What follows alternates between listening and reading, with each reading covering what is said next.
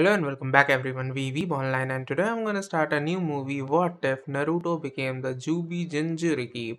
If you enjoyed this video, please give it a big thumbs up, and to watch more videos like this, subscribe to my channel and turn that bell notification on so you never miss an upload. Now wasting no more time, let's begin.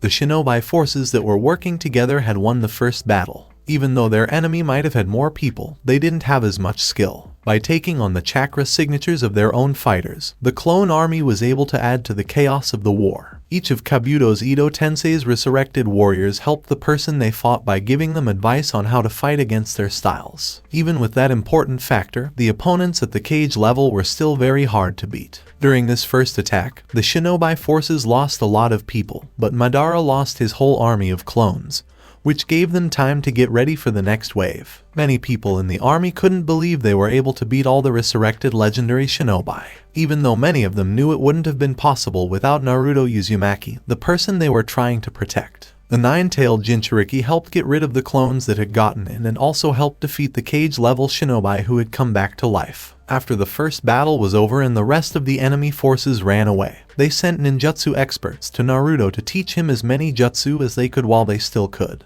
The Juubi Jinchuriki had even more chakra than Killer Bee. The Raikage had Naruto trained because he thought that, because he had so much raw chakra, Naruto might be one of the only shinobi still alive who could use all 5 elements at the highest ranks. After talking with his friends, Naruto wanted to go take care of the masked shinobi before he could get his forces back together. When the resurrected Madara attacked, everyone was shocked because they thought he was the masked shinobi. It was even more surprising when the legendary warrior used both the Mankaio Sharingan and the Rinnegan. After a lot of explaining and begging, the young shinobi decided to stay and train, at least for now. Also, he really did want to learn more attacks. Sasuke had grown a lot, but all he could do was use brute force and different types of the Rasengan. He didn't have any real chakra abilities. After 2 years, he had learned a lot of ninjutsu from shinobi from different villages, thanks to how well he used Kage Bushin. He even got some advice from Itachi, who had broken the control mechanism of the Edo Tensei by using Shisui Uchiha's Manjikaiu Sharingan. Since he couldn't find Kabuto,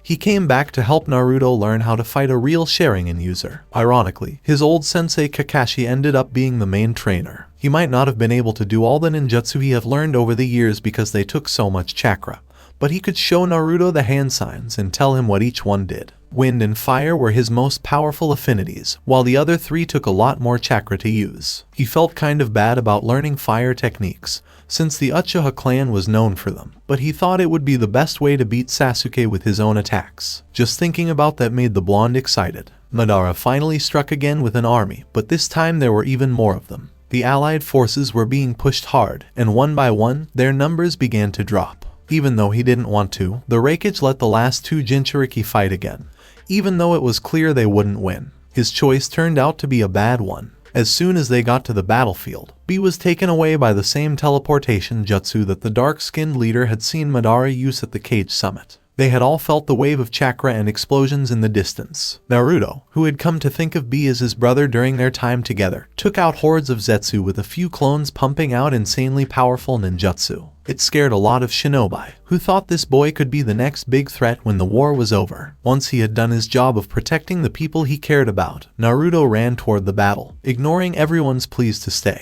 Naruto could move at speeds close to the Hurricane with his mastered Kyuubi enhanced form while in Sage mode. Even with his lightning aura, the Raikage couldn't beat him in speed. B was unconscious on the ground, and Madara and Sasuke were looking down at him while one Sharingan eye and one Rinnegan eye were looking up at him. "Oh, we heard about the Juubi Jinchuriki. What a pleasant surprise," Madara said in a happy voice. "Sasuke, take him out. Soon, this will all be over. Kabuto and I will use Edo Tensei to get the Hachibai," and then he and B vanished in a warp. Naruto, still in his stronger form, glared at Sasuke and said, "How could you do this? When did the once powerful Uchiha clan become so weak?" Sasuke yelled when his family was insulted. He switched to his eternal Manjikaiu Sharingan and gave his signature smirk. "Don't talk about things you don't understand, dope. This is over now. When you die, the Uchiha will rule the world as it should." Susanoo. Sasuke was surrounded by a huge amount of chakra, which took the form of a giant purple demonic person with a strangely shaped bow that was big enough to use as a shield. When Naruto didn't say anything, a Kage Bunshin appeared next to him, and he used it to make a Rasen Shuriken. When Naruto put some fire element chakra into it, Sasuke's eyes got bigger. Then, water balls charged with lightning formed around each chakra blade. Sasuke Uchiha is dead. He died a long time ago. Everyone was right, but I was just stupid. Sorry, Sasuke, I let you down. Goodbye, my brother. Maelstrom Rasen Shuriken. He threw the supercharged Rasen Shuriken right at Sasuke, who just raised his bow to block the strange jutsu in the shape of a shuriken. When the jutsu hit the shield and caused it to explode, he widened his eyes. The strange chakra human took the hit. The sight was very impressive. As his Rasen Shuriken moved, a large dome formed, and small wind chakra needles filled with fire chakra fell from the sky, making dust as the dome grew. Lightning could be seen from everywhere in the dome, which made things much worse. When the dust settled, Naruto was crying because he thought he had just killed his old friend. But when he heard crazy laughter, his eyes grew wider. The big chakra beast was regenerating its armor and everything else until it was whole again. You really think that one attack can kill a finished Susanoo? You are still a dope. Madara thought they were training you, but I guess he was wrong if that's the best you can do, he said before firing an arrow that Naruto just barely dodged. Naruto couldn't believe that his strongest attack didn't work when it hit its target. More than that, though, was the fact that the arrow had come at him faster than anything else he had seen and could have easily kept up with him. But he had still managed to avoid it. One of the next 5, though, hit him, and he was again surprised that the arrow was able to go through the Yauki coating in his Sage Mode body. He coughed up blood and looked up just in time to see Sasuke smirk and slam into him with the bow as if it were a sword. Then everything went dark for him. When Naruto woke up, he found himself in his mindscape in front of the Kyuubi's new cage. You had to be arrogant, didn't you, boy? How could you be so wrong about your opponent? Did you forget that he was able to beat the Juubi Jinchuriki and survive a fight with all 5 cages? Everyone who can stop or avoid your ultimate jutsu. Naruto just said, stupid fox. How could I have known that my strongest attack would do nothing? What did I just say? Roared the strong fox. You really think you're that stupid? I was just starting to think you might be a good host when you said something like that. Now I'm about to be sucked out of you and made one with the others again, and you're going to die because of your stupidity. Naruto threw up his hands and said, then what the hell am I supposed to do? Kyuubi, I've lost already. I may have done something wrong, but there's nothing I can do about it, so stop bragging. The Kyuubi let out another roar. You think I want this to be with the others again? Put your stupid mouth shut and try to think for once, you fool. Take off the seal, you dumb kid. I have an idea. I don't like it, but at least it will keep me from having to serve that red-eyed freak. Naruto laughed as he looked at the strongest Biju and wondered, what would freeing you do during the sealing? It would probably just speed things up. The Kyuubi let out a sigh, knowing that he would fuse with the others one way or another. The powerful beast would rather serve an idiot than what he thought the masked shinobi was. No, that's not it. The way the Uchiha get the Biju is by using that statue, which lets the user combine the Yauki of all 9 Biju into one host. Since I'm the strongest of the 9, if I start the merger before I leave you, the other 8 will come to me instead. That is, you will become the Jinchuriki of the Juubi. As much as I don't want to be part of that damn wolf again, it's going to happen anyway. I'd rather be stuck in an idiot like you than serve that jerk Uchiha like a pet. I might hate you, boy, but I hate Uchihas even more because they can control even a powerful being like me. Even though we've had problems over the years, you've never seen me as a tool. At least because of that, I no longer want to tear you apart as soon as I see you. Thanks to your training to control me, your chakra is strong, so you should be able to handle the Juubi's strong chakra. Naruto stared up at the Kyuubi in shock for a moment before sitting down and sighing. Does that mean I'll get the powers of the other Biju? The powerful fox laughed, which surprised Naruto because he had only ever heard the beast laugh in an evil way. Well, at least you sound like you'll do it, he said. No, you won't be able to do what the other Jinchuriki can. Our skills depend on our forms. Like me, all you'll get is better senses and a much faster rate of healing. He waited a moment before saying, you might also be able to use a Kekkei Genkai, but I don't know which one you'll get if you get one. You might even get more than one. The animal roared again, and this time it sounded like it was in a lot of pain. Hurry, brat. If you're going to do this, you need to do it now. Naruto looked at the Kyuubi and then nodded. He walked over to the Kyuubi, who said, thank you, brat. For what it's worth, thank you for killing me when you took my power. I hate to say it, but once you had full control, you could have wiped my mind. I'm sure that red-eyed freak plans to do just that. Before he broke the seal that kept the Kyuubi inside. On the other hand, outside the seal. Finally I have all 9. Once the Juubi is formed, I will become the new Jinchuriki of the Juubi, and bring this world to its knees, Madara gloated. Sasuke looked at him and asked calmly, what do you mean? You told me you were going to use genjutsu to bring peace to the moon. Madara continued to laugh. Peace? No, you stupid boy. Why would I want peace in a world that hurt me? I'm an avenger, just like you, Sasuke. But I have waited much longer to get my revenge. Everyone will suffer and die, and I will be a god while the rest of the world lies dead at my feet. The Juubi is too strong for any Kekai Genkai to be able to control it. It would be impossible to stop Hahaha. Sasuke narrowed his eyes but didn't say anything. In secret, he planned to take the beast for himself once the Kyuubi was taken out. This man had outlived his time. Sasuke had surpassed him, and now that he knew the truth about the older Uchiha, the Juubi will be his to use. The man was just a shell of what he used to be, so he had no chance against a real Uchiha. Madara stopped laughing when a big ball of red chakra flowed along the 9 dragons and into the statue at the same time.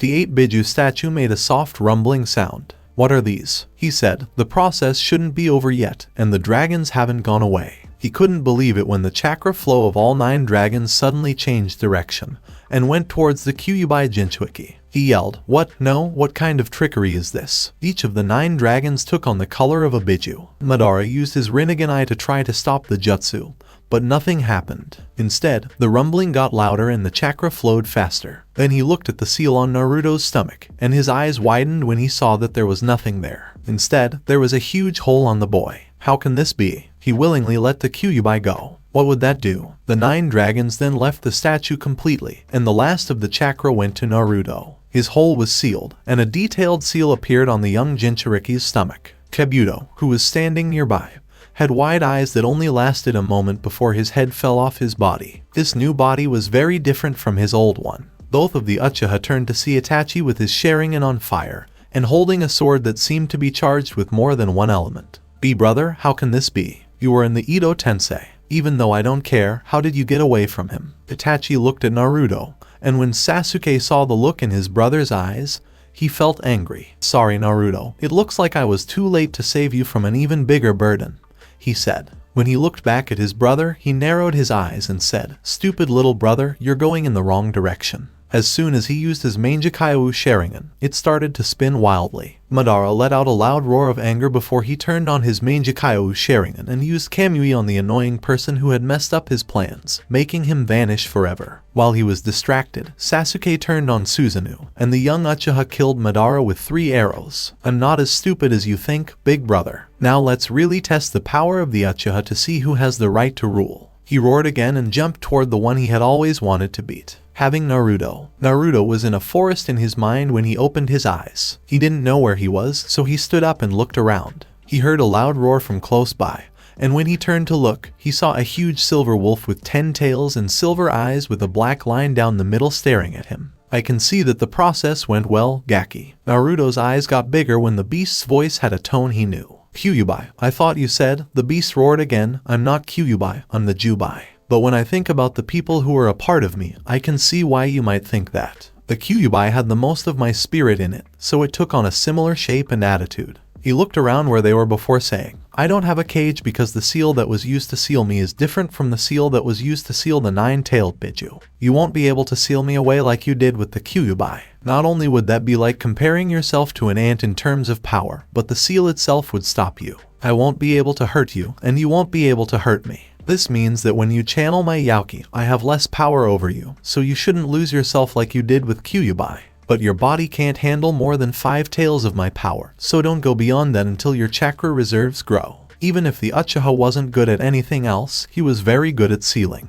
Because of this, I can't have any effect on you, but I'd like to make our lives together easier if I can. My old forms didn't feel very at home where they were. The big wolf made a smirking face. Naruto thought it was very creepy. Thanks to me, your chakra will start to grow to make up for holding me. Since you already had the strongest part of me, you are already able to deal with me. The host of the Hachihi would not have lived through the process. Now, a unique thing about this seal is that you will always be able to talk to me. Now I think it's time for you to wake up. The Uchiha sent you somewhere, and you need to find out where you are. Then Naruto was thrown back to reality. When he opened his eyes, he saw that it was night and that he was in a forest that looked a lot like the ones around Konoha, but had a few differences. When he stood up, his joints felt a little stiff, so he did a few stretches to loosen them up. He did a few katas as a test before taking out a scroll with new clothes because Sasuke's attack had ruined the ones he was wearing.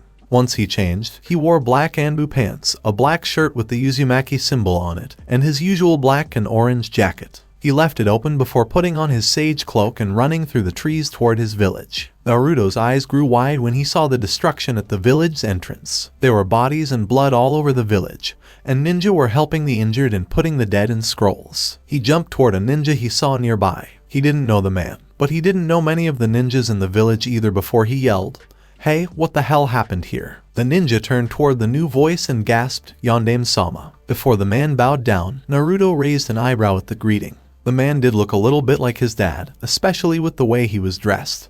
But his dad had been dead for 18 years, so no one could possibly mistake them. Then he took another look around. "No, I'm Naruto. You must be very upset to think I'm the fourth. What's going on here?" Standing up from his bow, the man looked at Naruto with wide eyes and said, "I'm sorry. It's just that you look just like—" "Never mind. If you just got here, you probably don't know what happened." The Kyuubi was attacking, and Yondaime-sama came and teleported himself and the beast from the Hokage monument to over there. The man pointed to a strange red glow in the distance. When he heard what had just been said, Naruto's eyes grew wide. When he turned to look at the mountain, he saw only 4 faces. Where was Tsunade Ba-chan? Kyuubi just made an attack. It is fighting the Yondaime. How is this possible? Hearing what he was thinking, the Juubi said, I think we're back in time. Kamui is a time-space ninjutsu, so the Uchiha must have used it to get rid of you. Naruto froze back in time. That's impossible, Baka. In his mind, he heard a roar followed by a threatening growl. Don't talk back to me like that, you fool. How do you make sense of what you just heard?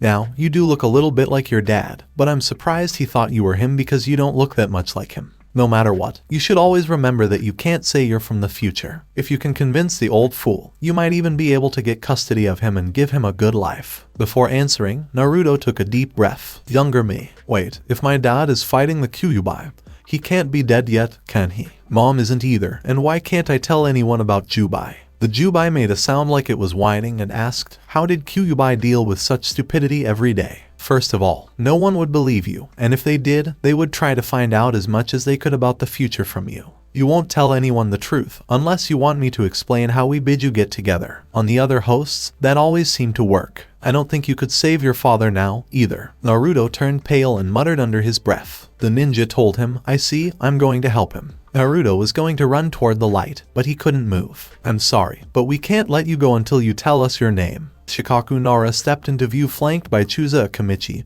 and Inoichi Yamanaka. And Naruto, a shadow user. You must be Shikaku. I don't have time to talk, though, because I have to help the Yondaime. Naruto took some of the Juubi's chakra into himself and easily got out of Shikaku's shadow hold. He gave them a nod and jumped into the air, ignoring their looks. He was going very fast, which made him look like a red and yellow blur. Just as he got there, his father yelled FUIN, which sealed a lot of the Nine Tails chakra into himself, making it much weaker, at least temporarily. Biju can get their chakra back by using energy from nature, so the beast would only be hurt for a few minutes. When he landed near the Sandaime and 2 Jounin who were shocked to see him, he said, No, Minato, you fool. Damn, I'm too late. Before he charged up a Rasengan and slammed it into the barrier, pushing more and more chakra into it. A hole opened and he dove through it, channeling more of the Juubi's chakra. His eyes turned silver with black slits in them. His whiskers got longer, and a silver chakra shroud with 4 tails came up around him. Naruto let out a wild roar that could be heard all around,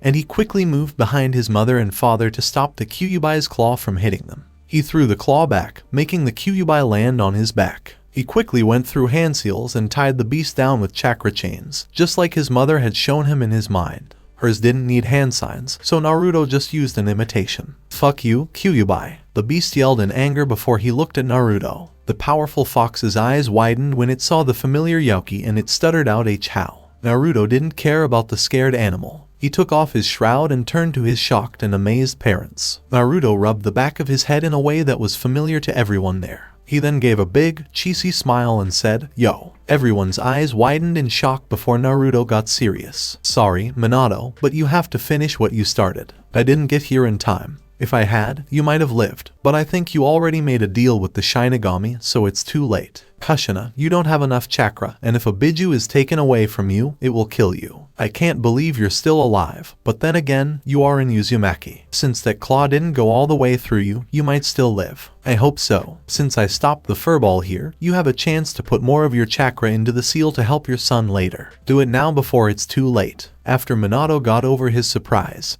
he said, I'm impressed by your knowledge and skill, but you got one fact wrong. At Naruto's questioning look, the man said, I have a daughter, Naruto, not a son. Naruto's mother had told him this story firsthand. Before he started making hand gestures, only Kushina saw Naruto's eyes widen in shock. She compared her daughter to the man in front of her, who was speechless and saw that they were alike in a lot of ways. They both had blonde hair, blue eyes, and even whisker marks on their cheeks. He might even look like the father of her little girl. Minato and Kushina both put chakra into their daughter before he called up a toad that had the key to unlocking the seal and told it to go to Jiraiya. What do you do? Kushina asked. Strangely, Naruto had noticed that her chakra seemed steady, but she didn't use her chakra chains like she had in the past, nor did she get a fatal claw through the chest. Still, if she didn't get help right away, she would probably die. He closed his eyes for a moment and briefly went into sage mode, shocked that even though she was so weak, her chakra was still at the level of a chunin. How strong was she when she was at full strength? As he was about to answer, the Juubi said, you might still be able to save her. She held the Kyuubi, so she might be able to handle some of my power or regeneration. Minato did the hand seals and then waited a moment to hear what the strange man had to say.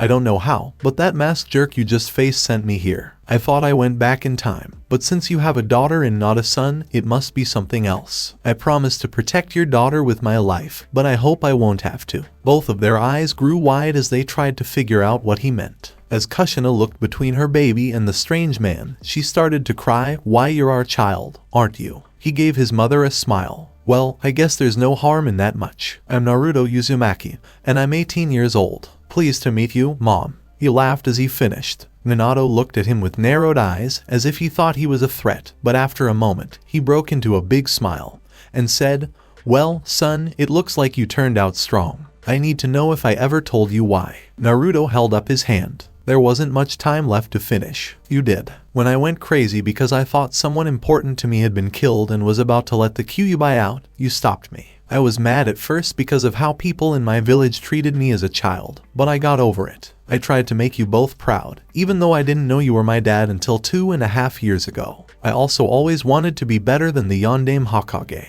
Kushina was crying even harder and saying, I'm sorry, I'm so sorry. Naruto didn't know what to do at first, so he looked at his father for advice and saw that his eyes were also very sad. Naruto didn't know what was wrong with his mother when she seemed even sadder than before. Naruto's mind was going faster and faster as he thought of what he could say in response to, are you really such a fool? A memory from a year ago came back to him. Kuretsuchi had hit him on the head when he upset Hinata because they trained together a lot and didn't try to clear up the misunderstanding. When she realized he really didn't know what to do, she whispered in his ear. Naruto's eyes got big, and he hugged and kissed Kushina on the forehead. I forgave you years ago, Mom. I was never mad at you. As I told you in my mindscape, it was your love for me that kept me going. Despite what everyone said, I had a feeling that you didn't hate me. I'll do everything I can to make sure your daughter doesn't end up like that. But since I stopped that claw and stopped you from using those chakra chains, it could be that I saved your life anyway. Maybe I'll get to know my mother better. Maybe we'll go get ramen. When Naruto was done, he had a big cheesy smile on his face. Minato was shocked by what his son was saying. He knew it was a dream for his village to think of him as a hero, but he had hoped that the old man would watch over him. He realized that what he was doing was stupid and self-centered. On top of that, Kushina seemed to have followed him to the grave, so he didn't even have her to love and support him. He seemed to understand, and he smiled at his son to thank him for, at least, saving his wife. At least he could die knowing that his daughter would be safe, even if it wasn't him or Kushina. He wanted to ask him about his life, but he had a job to do and his chakra was running out fast. He shook his head and nodded once before yelling hack no fuin shiki. The Kyuubi was pulled into the seal while cursing, and Minato fell to the ground and slowly died. Kushina struggled in Naruto's arms and shouted Minato to the man she loved. Naruto saw that the hole was starting to close up. She was strong, or maybe the Yauki that Kyuubi used to heal her was still in her. She cried out in pain, and Naruto let her go to his father. The barrier fell, and the Sandaime told the two Jounin to tell the village before he approached the group. He didn't hear what the three shinobi said to each other, but he could tell they trusted the stranger, so he didn't attack him. Minato, you idiot, I could have done it instead of you. Why did you build that wall? Why did you even use that kind of seal, your own daughter? Minato smiled and tried to keep his attention on the old man. You wouldn't have been strong enough, old man. I barely did it, and you know that the Kyuubi can't be held by anything but a person, and then only a newborn. The old Hokage nodded, and tears started to fall. What do you want me to do, Minato? The villagers won't see her as a hero since she is a Jinchuriki of the demon that just attacked. I can only do so much, and it will be hard on Kushina even if she lives. Minato smiled weakly again and said, let Naruto help raise her. I completely trust him. If it weren't for him, Kushina would have died for sure. Plus, he's family. When he heard the request, his eyes widened, and he turned to the newcomer, who was crying, and said, I'll see what I can do, my friend. Minato died a few minutes later with a smile on his face. His wife cried out for him and hit him in the chest in anger. When she understood what her husband had said, she turned to look at their future son in confusion. Naruto sighed and then said, I stopped the claw from piercing you or you from holding the Kyuubi down so Minato could finish. That wound and use of chakra would have killed you. Even though that helped, you still need to see a doctor right away. Kushina, you just lost your Kyuubi, didn't you? After saying that, he put his hand on her head and smiled at her. Don't worry, Kushina Uzumaki. I'll take care of everything, he told her. He used his hand to channel chakra, which made her eyes feel tired. She knew what he was doing, but she didn't try to stop it. The man she loved was dead, her village was in ruins, and she didn't want to rest. So she went to sleep and hoped that when she woke up, her future son would be there. Hiruzen Sarutobi bowed his head in respect before turning to the newcomer and saying, I've never seen anyone calm Kushina so easily. She wouldn't have let you do that until she was sure that her husband's body and her daughter were safe. She must really believe in you, young man. Naruto looked at the man he had always thought of as his grandfather. He didn't sound angry, so he turned to him and said, My name is Naruto Uzumaki. I'm also a Jinchuriki, so I know what Naruto will be like as she grows up.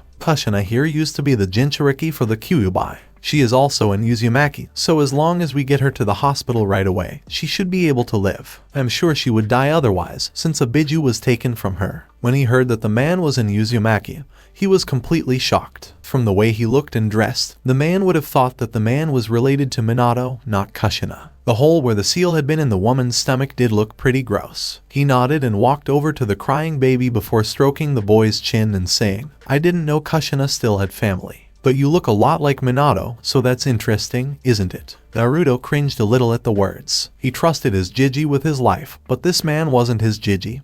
He just had his face. Naruto was just an unknown person who looked like his successor and said he was an Uzumaki. He sighed, but he didn't get scared like he would have in the past. I've gone by a few names, but I think I should use my real name, Uzumaki, now out of respect for Kushina. If you must know, I was just as surprised as you when I found out that my cousin married someone who looked just like me. In fact, her daughter looks more like me than she does. Hiruzen seemed surprised again by the young man's quick answer, and something about his story didn't seem right. But Kushina and Minato seemed to trust this boy, so he would at least respect them for giving him that much credit. But that last observation was actually very good news. When he thought about it, he smiled for the first time since the disaster. Yes, since you are also a Jinchuriki, you would be the best person to raise her with her real mother. Also, I need you to come with me to a council meeting so I can explain everything to them. I think we should change one thing, but I've already given you a hint about it. At Naruto's questioning look, he said, not many people knew Kushina was pregnant. She used a powerful genjutsu to hide the fact, and only their close friends, Minato's sensei Jiraiya, my wife, and I knew she was with Minato. After all, many people would go after the Yellow Flash's wife and unborn child.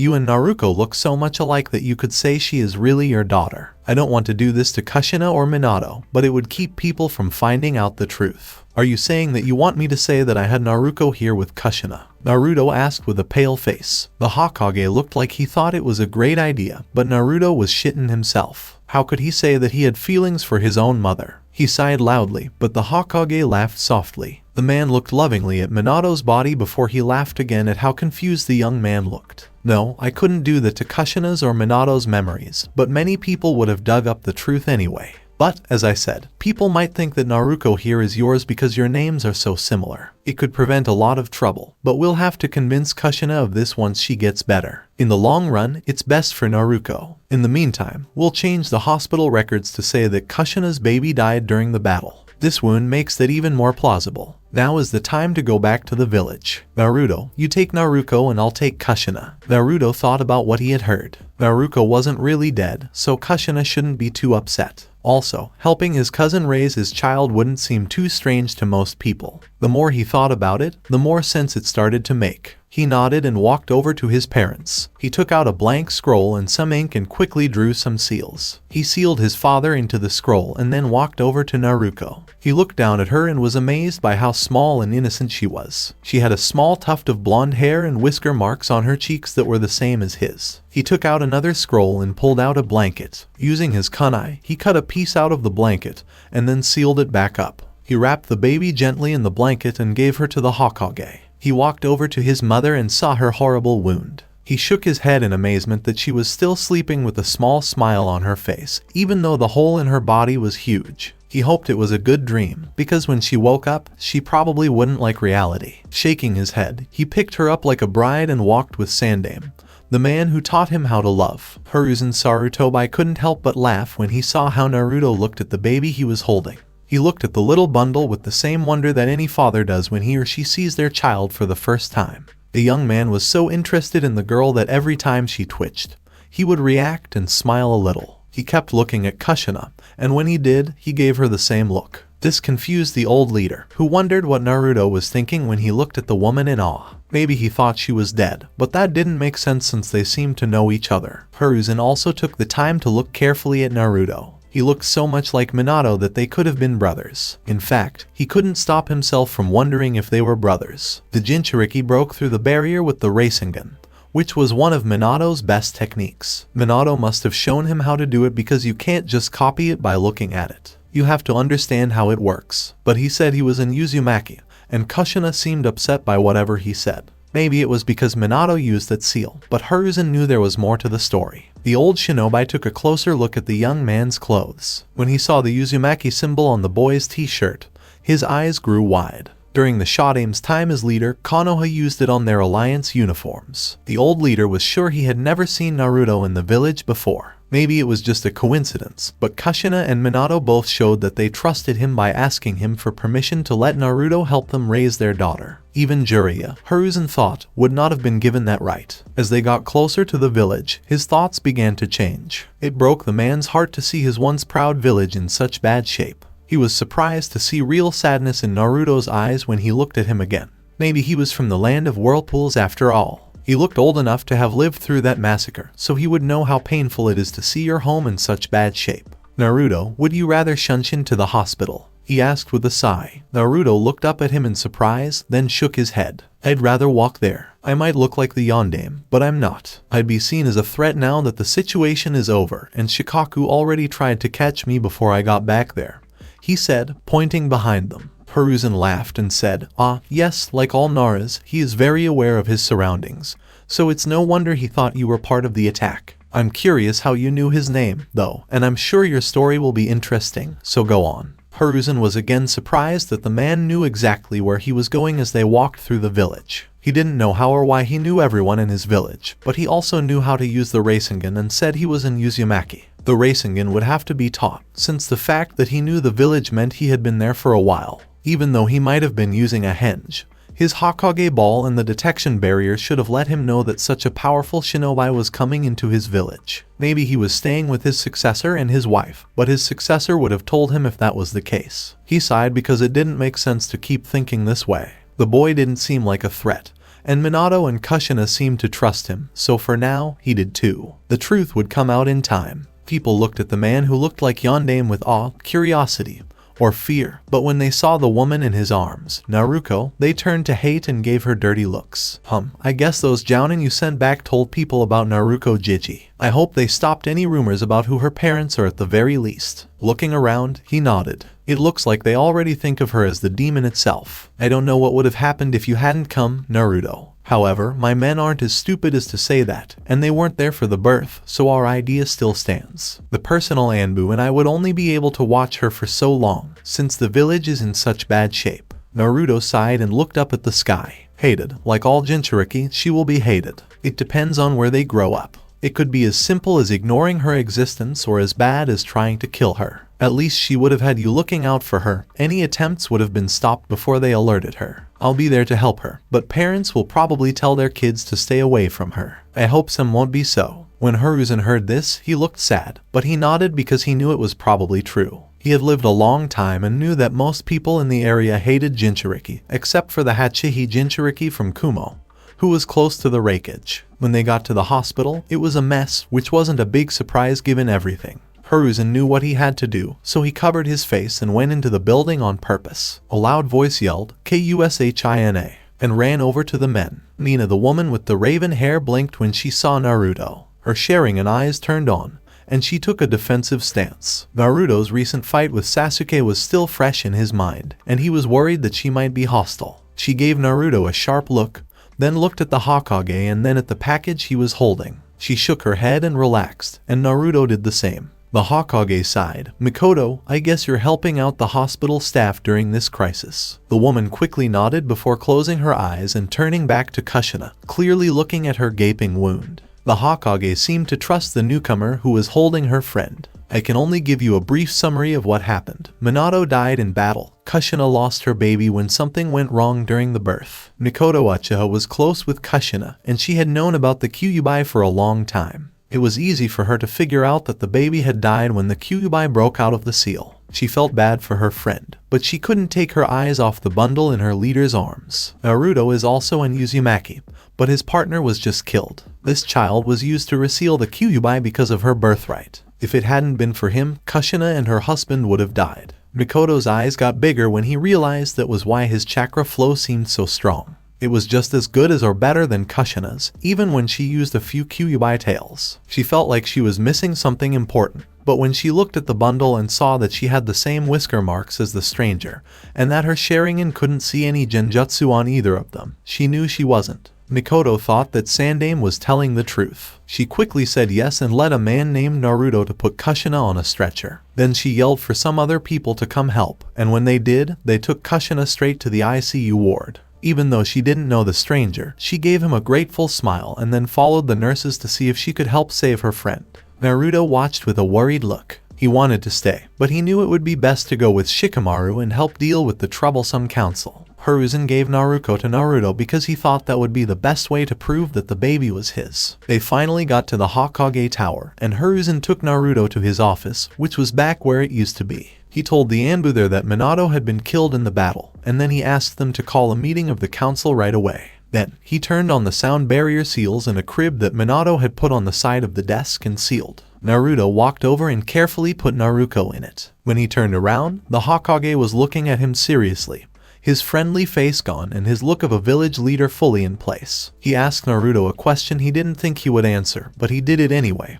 "How bad was it for you, Naruto, growing up?" The question was just to get a sense of his mental state at first, since he was a Jinchuriki and they were usually unstable. Naruto looked down at Naruto inside of it, and then he closed his eyes and thought. He never liked to talk about his youth because, despite what he told others, it was a painful time for him. Most of the time, they respected him enough to stay away from him, but he was in a place where no one knew his history. When he opened his eyes, he gave the old man a small smile and said, "It was hard. In my early years, I was ignored like I didn't exist. I never got as much food as the other kids in the orphanage, like Naruto here. My parents died before I can remember. I saw other kids get adopted while I was just glared at by the people adopting them. I was kicked out of the orphanage at age 5, because they thought I was too old and..." He sighed. "For the next few weeks, I had to scavenge for food because no one would give it to me when they saw my whisker marks. Only a ramen stand owner and his wife let me eat there, and they told someone. If it weren't for them, I might have died. Soon after, a kind old man who saw me for who I was and not what I was got me an apartment that he paid for with his own money. He gave me a..." Naruto stood up and walked over to the window. He looked out at the village and said, "It was hard because I didn't know about my Biju until I was young and someone tried to kill me. I didn't understand why people looked at me funny or kept their kids away from me. It hurt to think there was something wrong with me. Even if they all lived in this world, they would never be the same as the ones he knew." He was also 18 years older than the people he used to hang out with. After a few more questions, Hiruzen let out a sad sigh because he thought he had put all the pieces together. Once he found out Naruto was 18, he thought it was a risk to say the next thing, but he did it anyway. You remember the fall of your village, don't you, Naruto? You have very strong chakra, even for a Jinchuriki. Kushina was upset when you showed yourself, so I think you weren't supposed to. You used an Uzumaki jutsu to capture the Kyuubi. You wear the Uzumaki symbol, and you. Naruto looked up with wide eyes and was about to say no, but the Juubi yelled, "Wait, you fool. This is the perfect alibi. You can't exactly say you're from Konoha in the future, can you? 1. You know a lot about Fuinjutsu now, as do all Uzumaki. 2. No one would ask why your daughter was chosen for the ceiling. 3. You caught the Kyuubi with an Uzumaki technique. 4. Even the Hyuga won't question how dense your chakra is. 5. If I remember correctly, Yuzashiro was almost completely wiped out during the Third Great Shinobi War. The Juubi Jinchuriki took part in that massacre. No one is around to dispute what you say, and even if they were, they wouldn't care. He looked the Hokage in the eyes and said, "Hi, I see you didn't get the title of professor for nothing." Hokage Jiji. He sighed, knowing that the stupid wolf was right. Hiruzen smiled widely and clapped his hands before frowning. This is perfect, Naruto. It will only make people think that Naruko is your daughter. Not only do you have similar names, but Uzumaki have strong chakra and live a long time, which makes them perfect for becoming Jinchuriki. As one of the last Uzumaki, I have to ask, how did you find out about Kushina? Also, you look too much like my successor. It's... Naruto looked surprised for a moment, then answered quickly with the first thing that came to mind. Well, from what I know about my father, he didn't come from my village, but from one that was friendly with us. Hiruzen rubbed his chin and thought for a while. Yuzashio had a deal with Konoha, and Minato was an orphan. It's possible that you and Minato are related. Do you know much about your mother? Here, Naruto's mind went into a panic. He only knew Mito and his mother. If Konoha's alliance with Yuzashio was strong, the old Hokage might have known all known members. Akane Uzumaki fought against the Juubi Jinchuriki 7 years before the massacre, so 17 years ago. She looked a lot like Mito Uzumaki and was killed in the fight. Naruto knew he had to answer quickly, so he decided to take the Juubi's advice since he didn't have anything. I only know her name, Akane Uzumaki. No one ever talked much about her. Before Hiruzen calmed down, he looked really shocked for a moment. Naruto was mentally cursing the Juubi for his stupid idea. I know the name of a strong Uzumaki shinobi. She is the aunt of Kushina and took care of her when Mito chose her as her successor, so you must be her cousin. I think Akane died fighting a Jinchuriki. She was well liked in her village. It could be why you weren't cared for by your clan, since a Jinchuriki killed your mother. Naruto clenched his fists as he thought about how painful it was for Gaara to fight his father and find out the truth. The pain of thinking your own mother cursed your name from her deathbed, and believing that for your whole life. In reality, she loved him until she died. He thanked the Juubi in his head for the name, but all he heard back were low growls. It seemed like the Juubi didn't like the way he was being cursed. Before he could answer, an Anbu walked in and said, "Hokage-sama, the council is waiting for you in the chambers." When the Anbu saw Naruto, he stopped and just stared at him. Naruto, on the other hand, could spot that silver hair anywhere. Kakashi, he almost said sensei,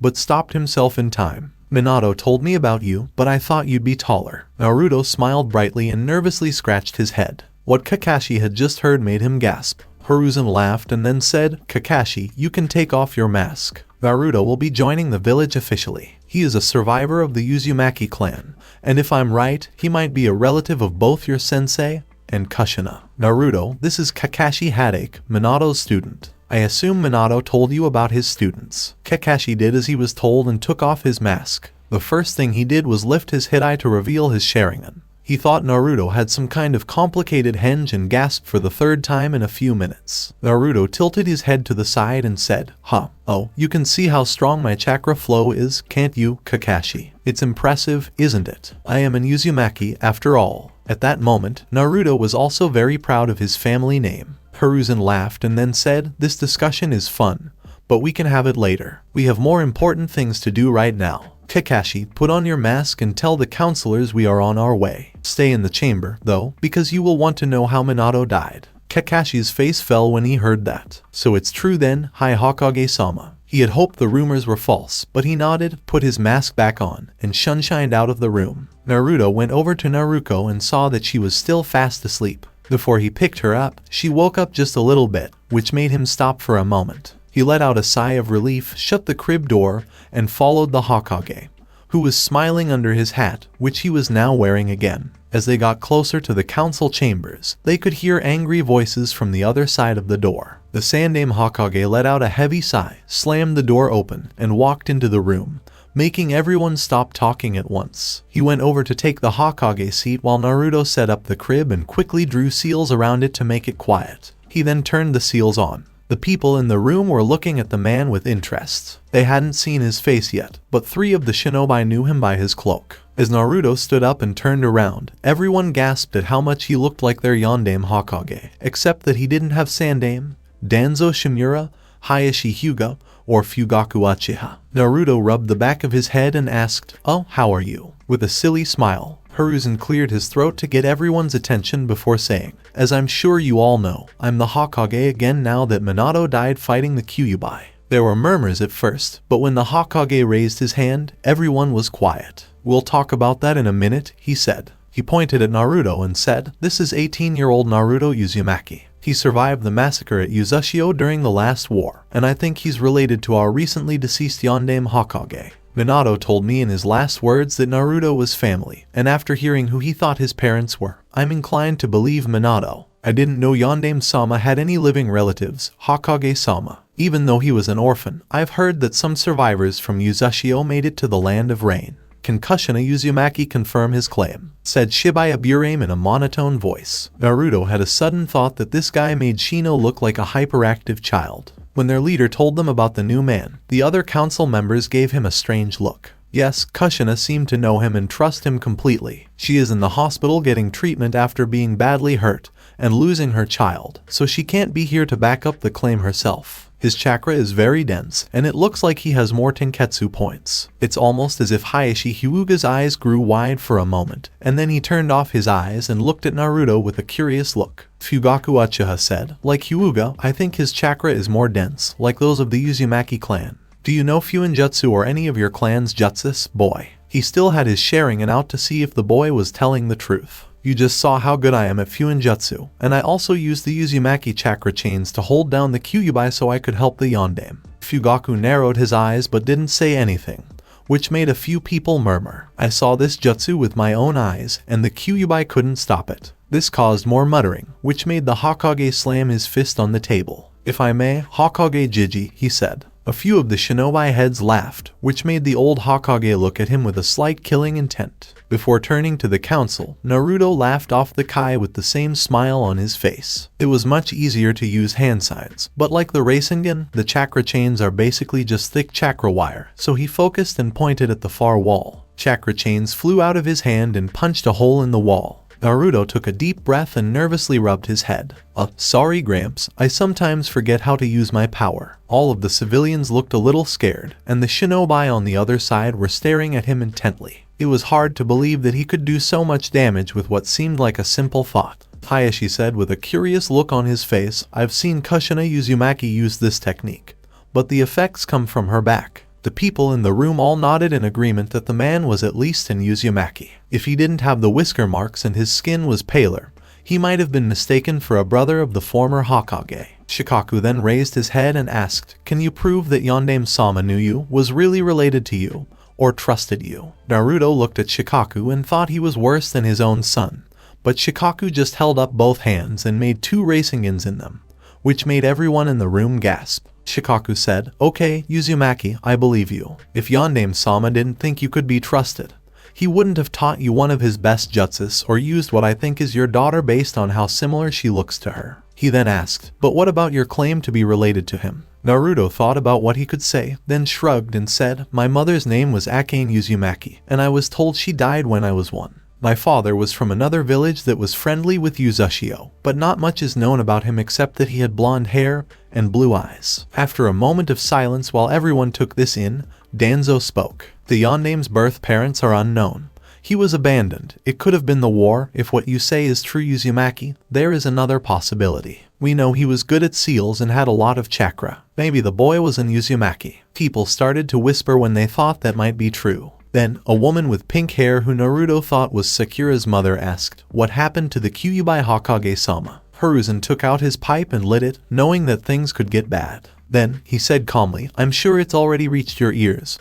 Haruno, since Naruto and I saw the glares on the way to the tower. Also, Shikaku, you're very smart to notice that Minato gave up his life to seal the beast into Naruko Uzumaki, the daughter of Naruto here. People stopped talking and looked at Naruto carefully to see if he was upset that this had happened to his daughter. When he seemed fine with the sealing, the civilians were confused. Why would he want his daughter to be a demon? Many of the shinobi were also interested in him. Uzumaki, I'm sorry about your daughter, but the demon must have killed her. A council member was about to say this when a killer intent filled the room. Even the Hokage was sweating because of how much was at stake. Then, all of a sudden, it was gone. Naruto heard Naruko crying, so he ran over to the crib and picked her up. Naruto started gently rocking and cooing at Naruko to calm her down. I'm sorry, little Naruko, I didn't mean to scare you, he said. After a few minutes, she was calm again, so Naruto carefully put her back in the crib. He turned around and glared at the man who had spoken before, but he didn't use Kai again. My daughter is not dead, she is right here, counselor. Though the difference between the demon and the container. Also, a Biju cannot be killed, only weakened. If Naruko here dies, the Kyuubi would be freed to cause more trouble. You would only get a few days of peace before it would reform and do what it did before. If Naruko died, it would take a while for the Kyuubi to come back to life, but in a way, it would be like it was born again, with the same rage and anger but no memories to back it up. So it wouldn't come back to destroy the village because it wouldn't remember where it was, but the stupid villagers wouldn't know that. With any luck, the sentence would make Naruto safer. How do we know that the demon won't make the girl boy do what it wants? When Naruto looked at the civilian who was talking, he remembered that he was always refusing to help him when he was a child. He stared at him and said, you really don't believe in your Hokage's skills. The young Jinchuriki paused for a moment and laughed to himself at the look on the man's face. The seal Yondaime-sama used is against the rules because it costs your life to use it. However, it is very effective. The fox won't be able to talk to Naruko unless the seal is broken or she is close to dying. In this case, she will subconsciously open a link to it to save her life. Looking mostly at the civilians to make sure they were paying attention, he said, it won't affect Naruko in the most basic way unless she is in a high state of distress when she summons its power. Even then, it will depend on Naruko's will and chakra reserves to fight off the rage and bloodlust she will feel while channeling its Yaki. Taking a breath, he said, this is the problem with most villages Jinchuriki. They are too stupid to attack, ignore, or make the person who holds the beast think they are the beast itself, since they will give in to the rage and bloodlust whenever they use the Yaki, and the Biju will have a much stronger influence. They are more likely to turn against their own allies when they use the Yaki. All of the civilian counselors were pale because they were all thinking about finishing Yondaime's work and killing the girl, or at least making her miserable. But they were basically told, you seem to know a lot about the abilities of a Jinchuriki Uzumaki, that if the girl did anything like that, she would probably turn into the beast they thought she already was. When he looked at Danzo, he let out a sigh and thought, it might be best to kill that fool before he keeps doing so much stupid stuff. Even though the changes that could happen may be too big to risk, Itachi taught him that his dirty activities in the background are necessary. After all, he killed his own family and clan to stop too much bloodshed. Of course I do, he said. When Naruto's eyes changed to silver with a black vertical slit, his whiskers grew longer, and his canines grew longer, everyone's eyes grew wider. He quickly let go of the few Yauki. As they watched, they had different looks, some of respect, some of curiosity, and some of fear. Fugaku Uchiha asked with a frown, I see. It makes sense for a Jinchuriki to raise another one, so I won't question you for raising your own daughter. But which one do you contain?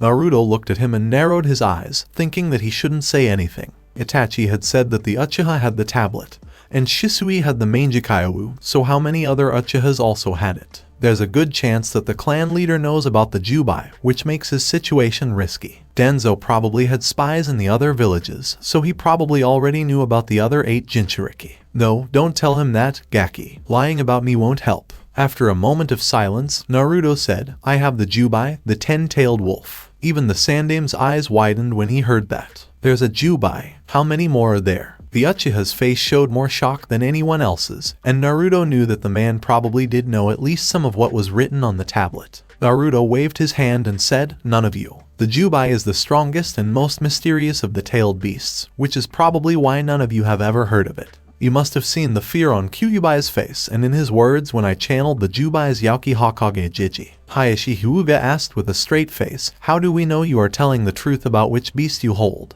Naruto let out a loud sigh. He didn't know why he would lie about this. Tell Yamanaka to come into your mind, Gaki. Are you going to hurt him? Even if I wanted to, boy, I couldn't because of the seal. Naruto turned to Inoichi and asked, Yamanaka-san, do you want to confirm what I said? The blonde mind master asked with a frown, how did you know who I am? Naruto was getting a little annoyed by this. He had shown that Minato seemed to trust him, so why wouldn't he talk about the people who were on the council and gave him advice? Seriously, it was a dumb thing for them to do. Even though he was angry, Naruto replied calmly, I figured out you were a member of the Ino Shikachu trio Minato spoke highly of and made famous in the last war, especially when Shikaku there bound me with his shadow with you two on either side of him. The shadow user muttered, troublesome. Inoichi turned to the Hokage, who nodded. He then walked over to Naruto and put his right hand on his head. The room was quiet as everyone waited for the answer. Inoichi showed up in a dark forest. He didn't understand why Naruto would have a mindscape like that when most people had tunnels in their heads that led to different memories. He started to look around and saw that the trees had glowing fruit. He thought that these were the memories. He heard a growl and a loud boom. When he turned around, he saw a huge silver wolf that looked bigger than the Kyuubi staring at him with 10 tails swishing behind it. The man turned pale and stopped the jutsu. Oh, Kami, Uzumaki, why isn't that thing in a cage? I've never heard of the beast being free in someone's mindscape. What's to stop it from waking up your mind? Naruto gave a soft chuckle. The paranoia of someone so involved with the mind was funny. Ino had talked about the mind in great detail. Part of the seal, the Uzumaki were famous for Fuinjutsu after all. It gives him more freedom within my mindscape, but he has less influence over me when I channel his Yauki, makes our existence together more bearable. Besides, it's my mind, my rules, he can't change what he can't touch. You should know that mind defenses use chakra. What did you think I meant when I said, mind defenses use chakra? The Sandame asked the mind jutsu user, well, Inoichi-san, was it a 10-tailed wolf? When the man nodded, he returned the gesture. He thought about what Naruto had told him about how Jinchuriki were treated, and he gave the council a hard look as he said this. People will know you are a Jinchuriki and that your daughter has the Kyuubi. That can't be stopped at this point, but I will make it a law that no child under the age of 2 will learn that the Kyuubi is sealed in Naruto. At the very least, she should have a normal childhood. Again, the civilians paled so much that they couldn't even talk about the demon in front of their kids or they would die. A few seconds later, the room was full of Hai. Before he turned to Naruto, he asked, Naruto, do you have anything to add? No, sir. But free ramen for the 2 of us would be nice, Naruto said, raising his eyebrows. I'm afraid I can't do that, Naruto. The best I can do is make this law to stop the village from talking about her tenant to the younger generations. Naruto sighed but nodded as he looked at the civilians. I want there to be a law that stops stores and restaurants from overcharging or refusing to serve her just because she is a Jinchuriki. If they have a good reason, I won't argue against it, but not just because she is a Jinchuriki, he said. Hiruzen sighed and then said, very well, I can stop them from refusing service.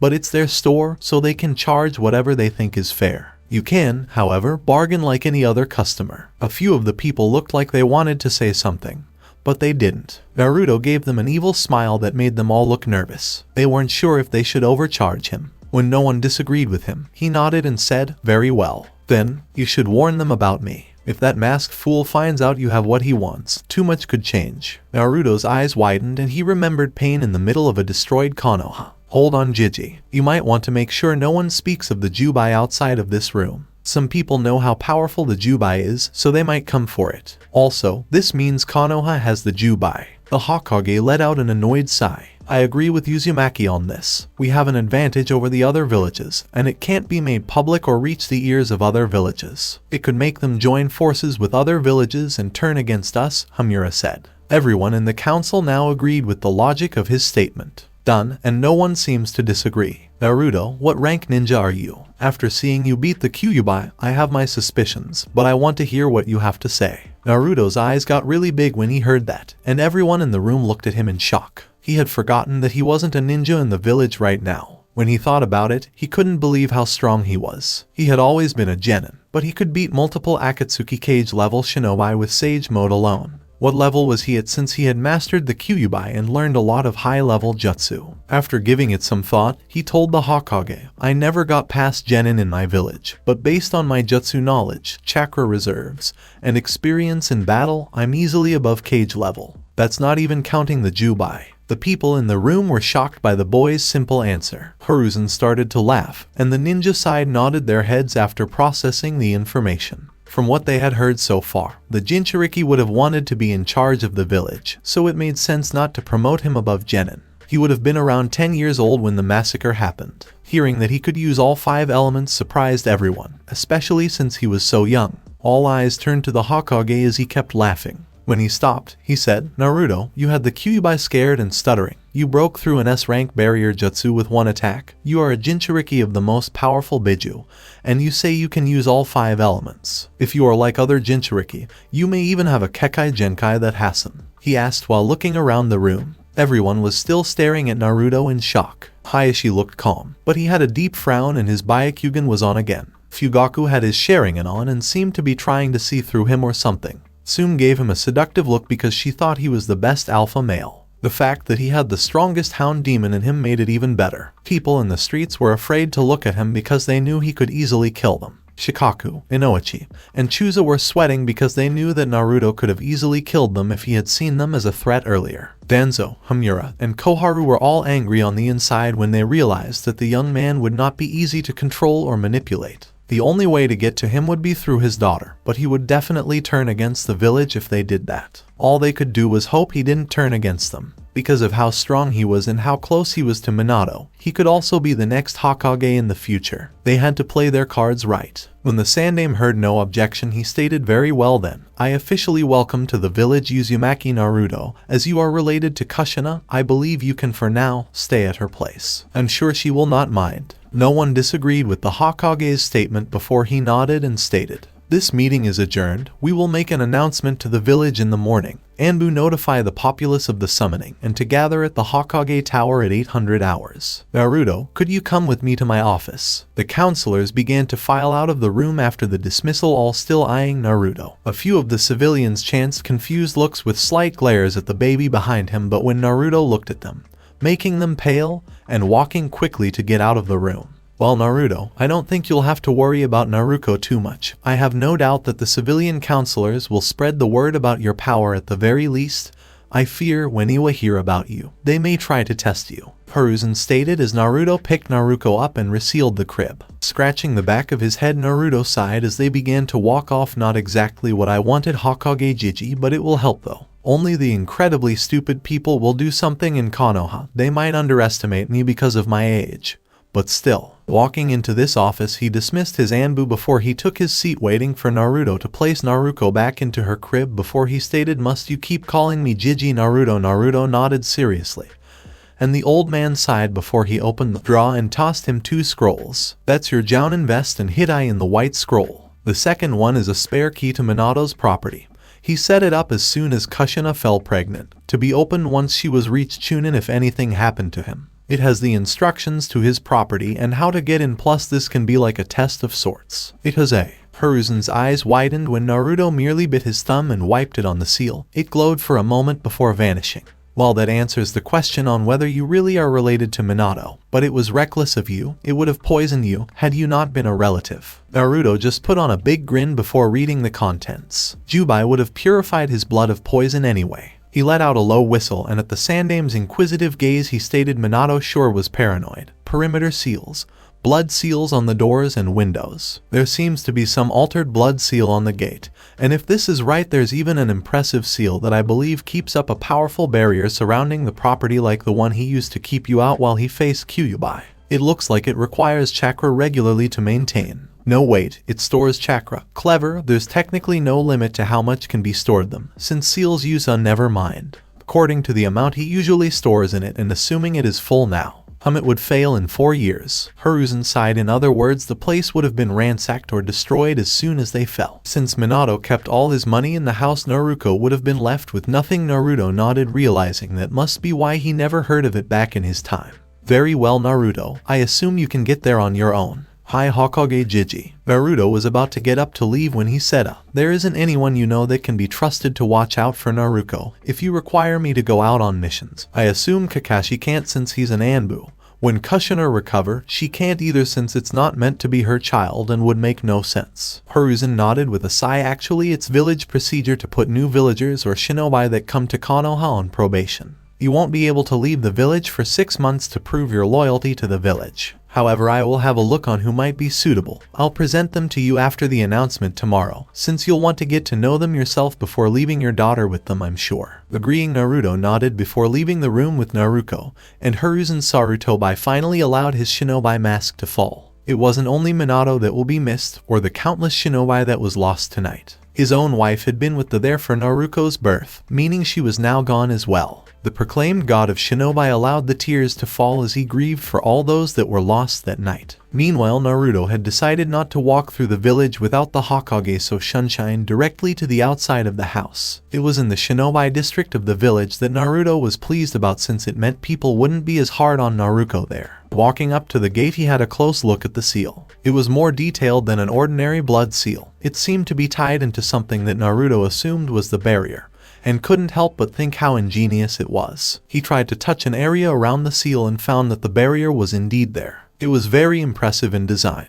It prevented anyone from getting access to the property unless they had the former Yondame's blood. Biting into his thumb, he wiped it over the seal and it glowed before there was a slight shimmer all over the gate, and it swung open. As soon the gate shut, there was another shimmer indicating the barrier going back in place over the gate. Naruto then walked to the two-story house, gazing at the size of the area around it, and realized he could set up a decent training area on the far side of the house. He once more swiped his hand on the seal on the door. Once it glowed and vanished, he stepped inside. He smiled lightly at the simple light colors and designs of the house. Walking through the entrance hallway, he saw stairs straight ahead, and to his left a simple living area with a few pale blue couches. Past that was the kitchen, and after noting that it was stocked full of basically every food, all except instant ramen unfortunately, he let out a sigh and hoped to at least learn to cook something, for Naruto's sake anyway. He made note of the cupboard full of baby formula and couldn't help but think his parents had gone overboard, realizing how much he ordinarily eats that it might be necessary though. Being in Uzumaki, his mother would know. He wanted to go to the hospital, but wanted to sort out Naruto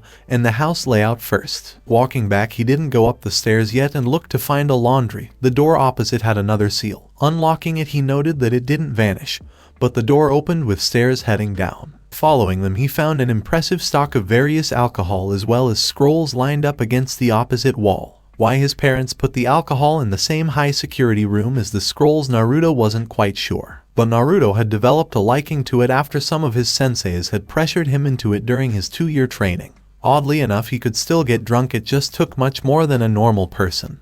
B said it was because the Biju feel the effects they do. He told a story of the drunken rantings of Hachibai. Well, from what B could actually remember. Although, he did do some interesting things when he was drunk, kissing Sakura and ending up in a wall was well worth it. Although he decided to act like that never happened. Even when she tried to pursue it later down the road, he felt his feelings for her had faded over time. It just the kiss was what made him realize it. Shaking his head of his musings, he went upstairs to find 4 rooms. One was set up to obviously be Naruto's room when she was older. A spare room, the master bedroom with a cot next to the king-size bed. The last room was something that made Naruto pale and look at Naruto in shock as comprehension suddenly dawned on him. Flashback. Tsunade walked into the giant turtle that housed Killer Bee and Naruto. Looking up, the young Jinchuriki smiled. Granny Tsunade, what are you doing here? She scowled at the nickname that was given to her. Then an evil smile made its way to her face. Freaking out, the blonde Jinchuriki, I hear you had an interesting night, brat. I'm here to teach you something in case you messed up. Naruto looked up in surprise and paled, realizing his antics with a certain Iwanin were already part of the gossip rounds. Are really a Hokage-sama. What are you gonna teach me? It was then that he heard crying and his nose twitched and he looked around in confusion.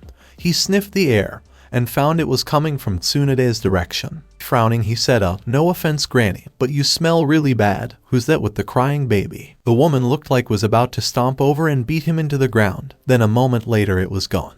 The evil grin came back again. Oh, it's not me that smell is coming from, Naruto. It's her. She indicated the baby before her smile widened. I'm going to teach you how to care for a baby for the next few weeks. It looks like lesson 1 is changing her diaper. W equals what? W, why do I have to learn that? Naruto demanded, eyeing the baby like it was her fault. Tsunade began to cackle darkly. This is your punishment for falling for some hussy's tricks, trying to flee here 5 times, and just because I want to. Now come here so I can show you. Naruto started to back away slowly. Get here, now. Naruto took off with Tsunade after him. 5 minutes later, Tsunade was dragging a kicking and screaming Naruto back to the baby, while she was chuckling darkly and the attendant with the baby looked on in worry. Flashback end. Naruto suddenly realized that he would have to change, feed and bath Naruto. He looked down at her sleeping face and flinched when her face twitched. As if she had sensed his fear, she opened her eyes slowly and looked up at him. He swallowed thickly when her face seemed to scrunch up for a moment before she began to cry. A familiar smell filled the air and he let out a loud sigh. Placing her on the table, he panicked for a moment before he made 2 cage bush and ordering one to go make up some formula, and the second to pass him what he needed. A few minutes later, Naruto lay quietly looking around in wonder in a fresh diaper and an orange top. The first cage bunchin returned to see Naruto was thanking Granny Tsunade like some kind of god. "Ah boss, I've got the formula here." Naruto turned and nodded before taking it and ordering it to dismiss itself. He checked the memory to make sure it was done right before picking Naruto up and putting her on his lap. "All right, Naruto, it's no ramen, but it is good for you." He began feeding her. Naruto couldn't help but look at her curiously. The Kyuubi must already be strengthening her muscles because she was trying to hold onto the bottle herself. It could also be because of the fact she's got Uzumaki blood. They are renowned for their longevity and large chakra reserves that could be playing its part as well. Sighing, Naruto realized that anyone would see this as strange, especially those at the orphanage. He vaguely wondered if they actually fed him in those first few weeks. They probably didn't, hoping that the boy would die of starvation, but the Kyuubi would have kept him alive. Naruto ended up finishing the entire bottle and Naruto blinked before taking it away and burping her. She seemed content then, and Naruto let out a sigh before heading to the master bedroom, placing her in the cot and looking down at her. "Well, it looks like life's gotten a lot more interesting, huh, Naruto?" He couldn't help but chuckle at the concept of raising your younger self ... that is actually the opposite gender. With a deep sigh, knowing it was unlikely he could ever get back to his own world since the mechanics behind his arrival to this exact point in time was unknown. "I promise I'll protect you, Naruto, the parent I always wished I had growing up." He created 2 cage bunchins to grab some formula or diapers if the need arises before he shunshined to the hospital.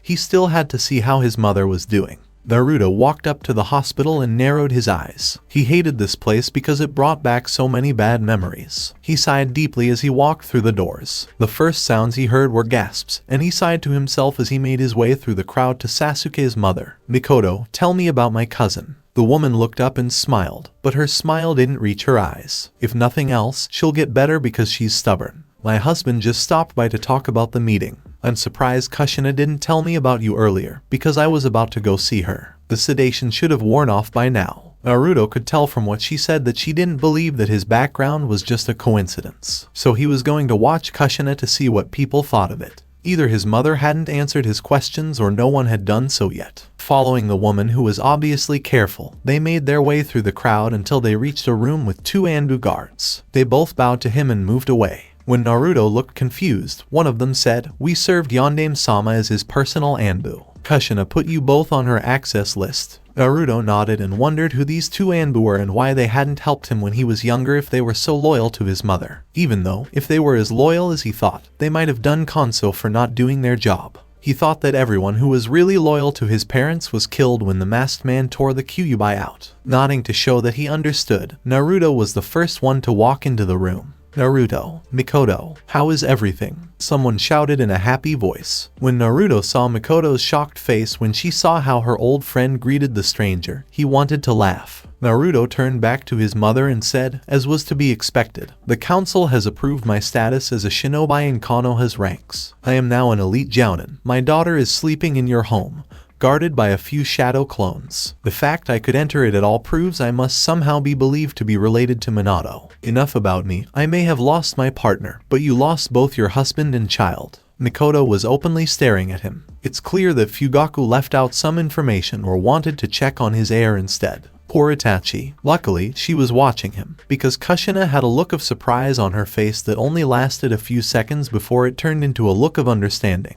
The redhead must have figured out right away what Naruto had done to hide his past. Mikoto had turned back to her friend to see how she felt about hearing that her child had died. "I see." Her smile was gone, and tears ran down her face. "Minato, you jerk. How could you leave me all alone?" Naruto came over and gave her a hug, remembering how they had talked before. She clung to him and cried her eyes out. He rubbed her back to make her feel better. "It wasn't supposed to happen that way, Naruto. My daughter was supposed to be born without any problems, and we were supposed to raise her, love her, and live together for a long time. Now, this village will hate anything to do with Kyuubi because of the damage it has caused, including me, your daughter, and even you. I'm sorry for doing this to you and your daughter. Naruto listened to what she said and tried to come up with a way to make her feel better. He knew that the apology was about him and his past. He was impressed by how well she called her daughter his, but given how much trouble she was in, it might have been natural for her to put herself and Naruto together. Stop blaming yourself, Kushina. If anyone is to blame, it's that damn masked Uchiha who took Kyuubi from her. Mikoto shouted. What? The blonde and the redhead with teary eyes both looked up at her with wide eyes. Naruto had forgotten for a moment that she was still in the room. Kushina was the first to speak, and she started with a careful mic. She shook her head and turned on her Sharingan. What do you mean, Naruto? Uchiha did this. Naruto let out a sigh and closed his eyes. When he opened them again, they were silver and had a vertical slit. He used more of the beast's power to change the rest of his body. If I tell you, you have to swear to keep it to yourself, and no one else in your clan can know about it, he said, his voice getting deeper and more wild.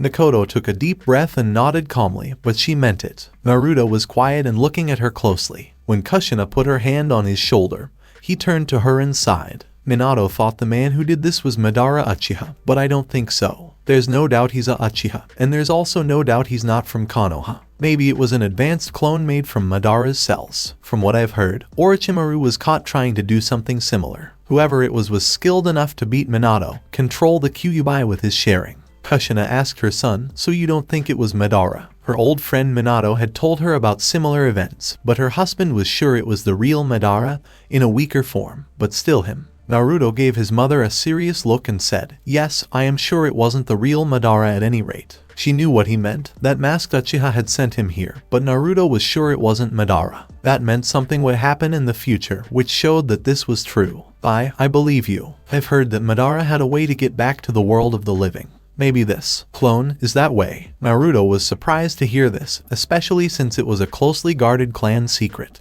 Maybe he was wrong about the woman. After all, she was the hardest person for Itachi to kill. At that moment, he decided not to put Mikoto in the same group as the other Uchiha. She was kind, which was different from most people in that cursed clan. Naruto thought out loud, maybe, no matter what, this information must not leave this room. If the public finds out about it, they might slowly turn against the Uchiha. This could get worse over time. Maybe this was the masked Uchiha's plan all along, sow the seeds of doubt and destroy the leaf from the inside. Tsunade had gotten the other leaders to say that Danzo was the one who came to them with his theory about how Kyuubi was being controlled and killing such strong shinobi. He didn't tell anyone about his ideas until he had the proof he needed, which was the Uchiha coup plan.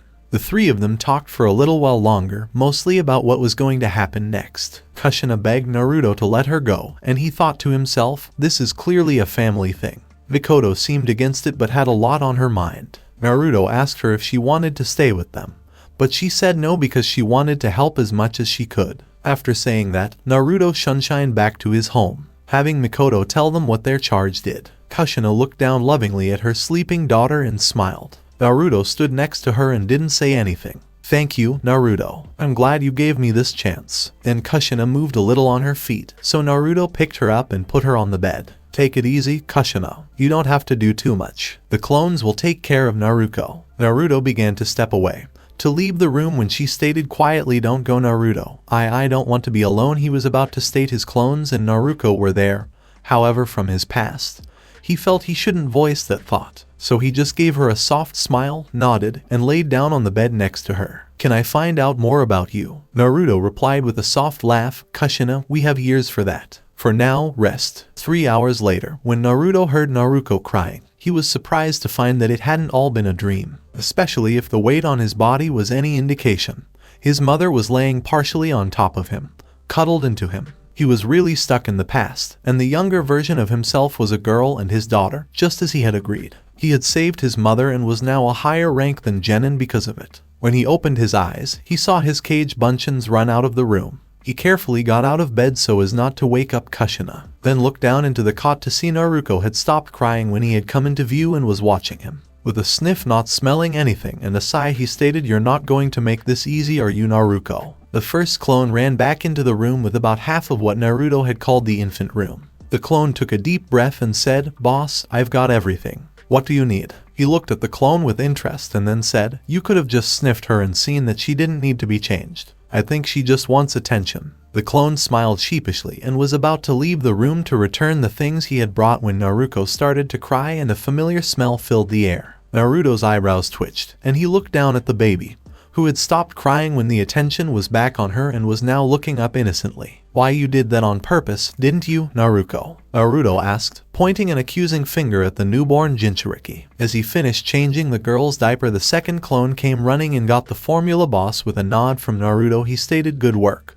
Mission complete. Dismiss yourselves." Both clones saluted before doing so, and after checking that it was done correctly, he fed Naruto, who finished the entire bottle again. After being burped and put back in her crib, she fell asleep right away. After seeing her future son take care of her daughter, Kushina joked, "Who would have thought you'd be so good with babies after what I saw last night?" "You can thank Granny Tsunade for that," Naruto said before making 3 more cage buncheons. "Okay, 2 of you will do the usual, and the third will tell me when she wakes up so I know to come back up." "Where will you be, Naruto?" Kushina asked, looking confused. He gave her a sheepish smile and scratched his head. "Recharge the barrier seal, key myself to the perimeter seal so I can sense what happens like Minato could, and do an inventory. 2 hours of sleep is enough, and now that I'm awake, I realize I haven't eaten since I got here. I'll send a clone up to give you some food, too, Kushina. When she wakes up again, the clones will take care of her." The clones saluted, and Naruto opened the scroll his father gave to Naruto. He saw that the money was in a scroll in the room with the other scrolls and the alcohol, so he went to the basement first. Kushina muttered, "I'm not a damsel in distress." Who told him that? "I'm already fine." She glared at one of the clones and told him to stay calm under the dark look. Naruto looked at the seal on the door more thoroughly and was surprised that the seal seemed to not just be a blood seal. According to the notes left in the scroll, it had enough chakra to last 15 years roughly. He wrinkled his brows in confusion. If that was true, why hadn't he heard of the room before? Did the seal break? Did someone get through it? Then he saw the last part of the seal, a jinjutsu tied to the blood seal, and his eyes got a lot bigger. Did that mean that only people with namikaze blood could even see the door? Pretty skilled, wasn't he? Naruto turned in surprise to see his Kushina looking at him with an odd expression. "Look, Naruto, I don't know what kunoichi in your day were like, but I don't need to be pampered, alright? I can do my own thing. Besides, if your life was as bad as I think it would have been, then I doubt you are a very good cook. I'll make some food while you go explore." After she said that, the woman went to the kitchen. He was shocked by what his mother did, but he had only thought about her for a short time. In reality, he didn't know much about Kushina Uzumaki, but now he had a chance to change that. Naruto also made a mental note to ask someone who wasn't related to the Uzumaki or Namikaze if his theory was right. That shouldn't be hard to do. Opening the door, he headed downstairs. He looked at some of the scrolls on the shelves and found it interesting that many of them were about techniques Kakashi had taught him. Maybe Kakashi found a way to get into the room or get the scrolls later on. There was nothing on the Rasengan or Huraishin, but since he had completed the Rasengan and he had speed close to the Huraishin when he channeled his Biju's Yauki or Sage mode, technically, he could make the same effect as his famous father's jutsu by using shadow clones. Eventually, he found a large scroll, and channeling chakra into it, there was a large pop and burst of smoke. When it was over, Naruto's eyes grew wide. The amount of Ryo in front of him would make the Hyuga look bad. He sealed a decent proportion into a separate scroll, and put some into his Gamma wallet before sealing the rest back into the large scroll, and putting it back on the rack. Looking around once more, noticed nothing of any real significance for the moment, thus he left to recharge the barrier wards. Naruto followed the instructions on the scroll to the southwest corner of the property. He looked around in confusion but couldn't find the seal, so he started to run his hand along the barrier without thinking about it. Naruto's eyes widened when he felt what he could only describe as a tiny gap in the barrier, only large enough after he ran his hand over it again for a palm. He did this by putting his hand through the hole and sending chakra to the area. A large elaborate design appeared on the wall, and looking at it he was surprised the perimeter seal was integrated into it, as well as a blood seal that would prevent anyone from stealing the property if they got in. Another clever part was how his father had made the seal permanently invisible to the naked eye. He briefly wondered if a Byakugan or Sharingan could see it, but Naruto thought it was because the ink he used blended with the color of the surface it was used on. That meant that after the barrier ran out of chakra, it would have been hard, if not impossible, for anyone looking for it to find the seal itself, since it only takes chakra at the exact spot where he touched it. He could truly understand how his parents had been seal masters. A smirk formed at the efficient yet simplicity of it. No wonder the Uzumaki were wiped out in the last war if they could make such an effective barrier seal. What's to stop them from making one to attack? Seeing an army of Hurricane users made Naruto wonder why so few ninja used Fuinjutsu, other than simple sealing scrolls or explosive tags, of course. Naruto took his hand away, cut his palm, and then put it back. He then slowly sent chakra into the seal, and it started to glow brightly. Naruto looked around and saw that the barrier was now visible. As he sent more and more chakra into the seal, he saw the barrier change from a wave-like structure to a solid one. Guess it was closer to failing than I thought. I wonder how long since Dad charged it, he thought before an idea came to him. After putting so much chakra into it, he wanted to see how it worked. With a sly grin, he rammed a charged Rasengan into the barrier. The first thing Naruto immediately noticed was the barrier was far more advanced than the one he broke through earlier. This barrier seemed to channel more chakra to the point of the attack to add extra protection, so his Rasengan didn't even crack it. Naruto was sure that even Kakashi's fully charged Raikiri couldn't hurt it, since his Rasengan couldn't. With that done, he decided to get something to eat. When he walked in, his mother was cooking what looked like an egg dish while humming to herself. What surprised him slightly was the sheer amount of it, far more than just for him. Then he realized, with Kyuubi, she probably ate just as much. Kushina turned to him and smiled, "It's almost ready, dear. Can you set the table?" She turned back to miss the light blush on Naruto's face. No one, not even those he was closest to in his former life, had talked to him with such love in their voice.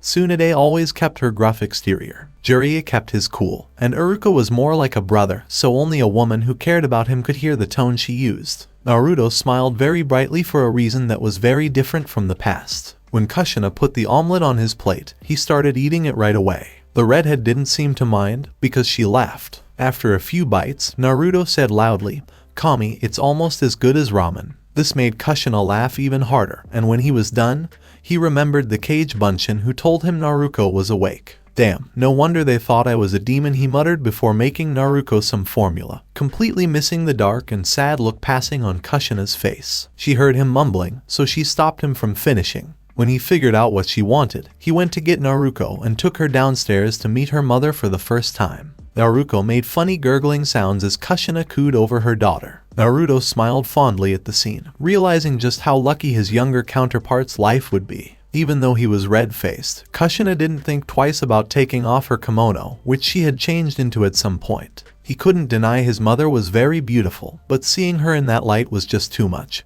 But he couldn't stop staring at her in wonder. This time, Naruto didn't need to be changed, but after she ate, he also gave her a bath. Thanks to Kyuubi, he was able to start right away with a tub, and the baby's constant movement showed that she was very interested in the water. He then went to the bathroom to take a shower. Kushina was in the bath, but he didn't see her until after he had taken off his clothes. The look of pride in her eyes made him run to the shower. When he was done, he went to his room to change clothes. She seemed to have a personality a lot like Anko. If she was anything like the snake mistress, she would be standing in front of a mirror admiring herself, meaning he would see even more of her than he was ready for. He put on his Ambu pants, his Konoha headband, his Jounin flak jacket, and a long-sleeved black shirt. He frowned when he looked in the mirror. He remembered that Neji and Kurenai didn't wear the flak jacket, but he relented since he had never got past Genin. Plus, the jacket still held the Uzumaki clan symbol on its back. Naruto wanted to head by the Hokage's office early, knowing that he, Kushina, and Naruto would be needed for the announcement. After storing some spare nappies, wipes, and a few bottles of formula just in case, he went to collect Naruto. Thankfully, Kushina was fully clothed and looking at him with a cheeky smile. It was a smile he himself used when planning a prank, and it made him slightly nervous. But he ignored his instincts and sent her a similar grin, causing her to falter and look at him curiously. Picking up Naruto, he placed her in a harness attached to his flak jacket. Naruto thought that his dad had planned it for when Naruto was born. Even though he knew he could shunshin straight to the tower, he chose to walk through the village instead. Just like the night before, people stared at him with different feelings. Others looked at Kushina in surprise, and a few sent glares to Naruto once they noticed her. He ignored them since there would be no point doing anything to them until after the announcement. Kushina was growling lowly. He assumed she realized he had put up with this for years. They reached the Hokage's office and entered, ignoring the secretary's protests, and called out, "Hey Hokage Jiji." The man's eyebrows twitched in irritation. When he looked up and saw Naruto with Kushina next to him, they grew wider. He said, "Good morning, Naruto." "Kushina, I was about to send someone out to get you, and surprised you're up and about, but I've never known you to stay down for long, Kushina." He waved out the secretary who had followed Naruto into the room. to dismiss her. Scratching the back of his head with his trademark grin, he shrugged as an answer. Figured you'd want us to be here early. I am curious though, are you going to reveal me as a relative to Minato? I don't think it would be wise. The Hokage let out a sigh. Well, your resemblance is uncanny, but I had a meeting with the council earlier. If a picture of you gets sent to Seiwa, it could cause problems in the future. It would be worse if it was revealed that you are actually related to Minato. However, we have decided that you will have a fight with one of our top shinobi, in front of the public of course, to not only show your skill and power, but prove to the shinobi forces that you deserve your rank. This should hopefully cause word to travel to all villages, and with any luck no one will dare attack us, just because of your similar appearance. Naruto nodded in understanding. So who have you chosen for me to humiliate in public, and when will this battle happen? Hokage Jichi. The tick mark reappeared on Hiruzen's head and he growled, will you stop calling me that? Kushina, he is as rude as you and Minato. He clearly must have relations to both of you, I'm sure. Naruto looked offended and said, what? Why would I do that? Kushina agreed with a soft giggle. The Sandaime Hokage grumbled under his breath, my former student Jiraiya will be back in about a week. I told him that Minato had died and that you were coming,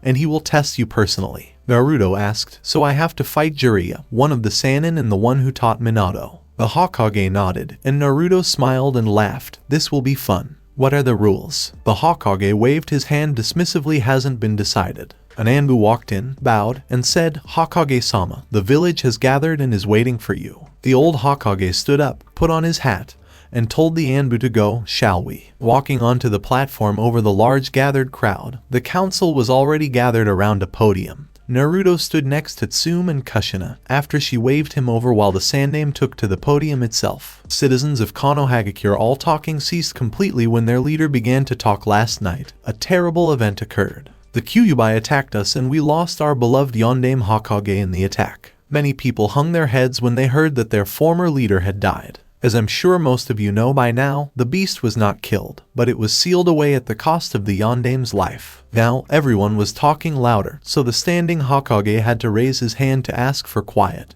which was granted quickly. However, there is only one way to seal a powerful beast like the Kyuubi, and that is to seal it into a newborn baby. More murmuring broke out and one brave civilian shouted it, then the demon should die while it's weakened, which resulted in a wave of approval throughout the crowd. Before the Hokage could silence them, a massive wave of killing intent was felt throughout the area for a few moments before it vanished. Fear made everyone look around. Naruto was holding onto Kushina with his hand over her mouth, who looked to be screaming bloody murder and struggling frantically. People who knew the Kunoichi's temper and strength couldn't believe Naruto could hold her still at all. Naruto whispered, calm down, I've got a plan. Once she stopped trying to launch herself at the civilians who dared speak against her daughter, Naruto stepped up and the Hokage let out a sigh, but didn't try to stop him, partially because he wasn't even sure that he could, even if he was in his prime. Naruto bellowed out, you wish to release the Kyuubi. People in the crowd were confused, so Naruto told them the same thing he had told the council the night before. If my daughter dies,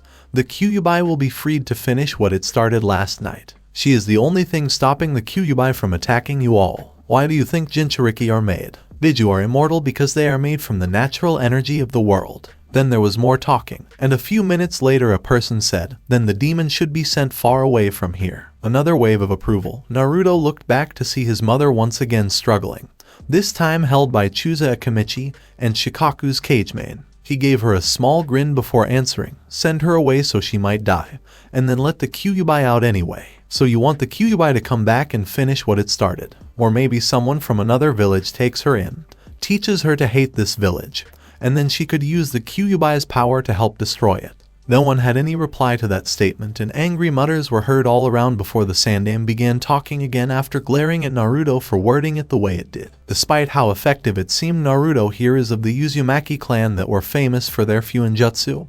Heed his warnings. One angry man then screamed out, then we should mold the demon to be the village's secret weapon. Danzo got a small smirk on his face at the outburst. Naruto let out a loud groan and began hitting his head on the podium that the Hokage still stood upon, causing everyone to look at him oddly. He finally said, tell me, do you know what a sealing scroll is? The man nodded gruffly, and if I were to seal anything into that scroll, does the scroll take on any of the properties of the item sealed within? Once he received the shake of the man's head. So how can you call my daughter a demon when it's merely sealed into her? I should kill you for suggesting killing my only daughter. Also, you should all be ashamed for dishonoring Yondaime abilities, Sama's by suggesting he failed to do the sealing correctly. By the end of Naruto's speech, many people in the crowd looked angry, confused, scared, pale, and guilty. Naruto was glad to see that many of them had been part of some of the harsher reactions when he was younger. The Sandaime let out an annoyed sigh before he stated, "To prevent any unpleasant situations from occurring in the future, the council and I have agreed upon the following laws pertaining to Naruto Uzumaki. Any new citizens that choose to join the village at a later date, as well as telling your children under the age of 2 about where the Kyuubi is held, will be dealt with harshly.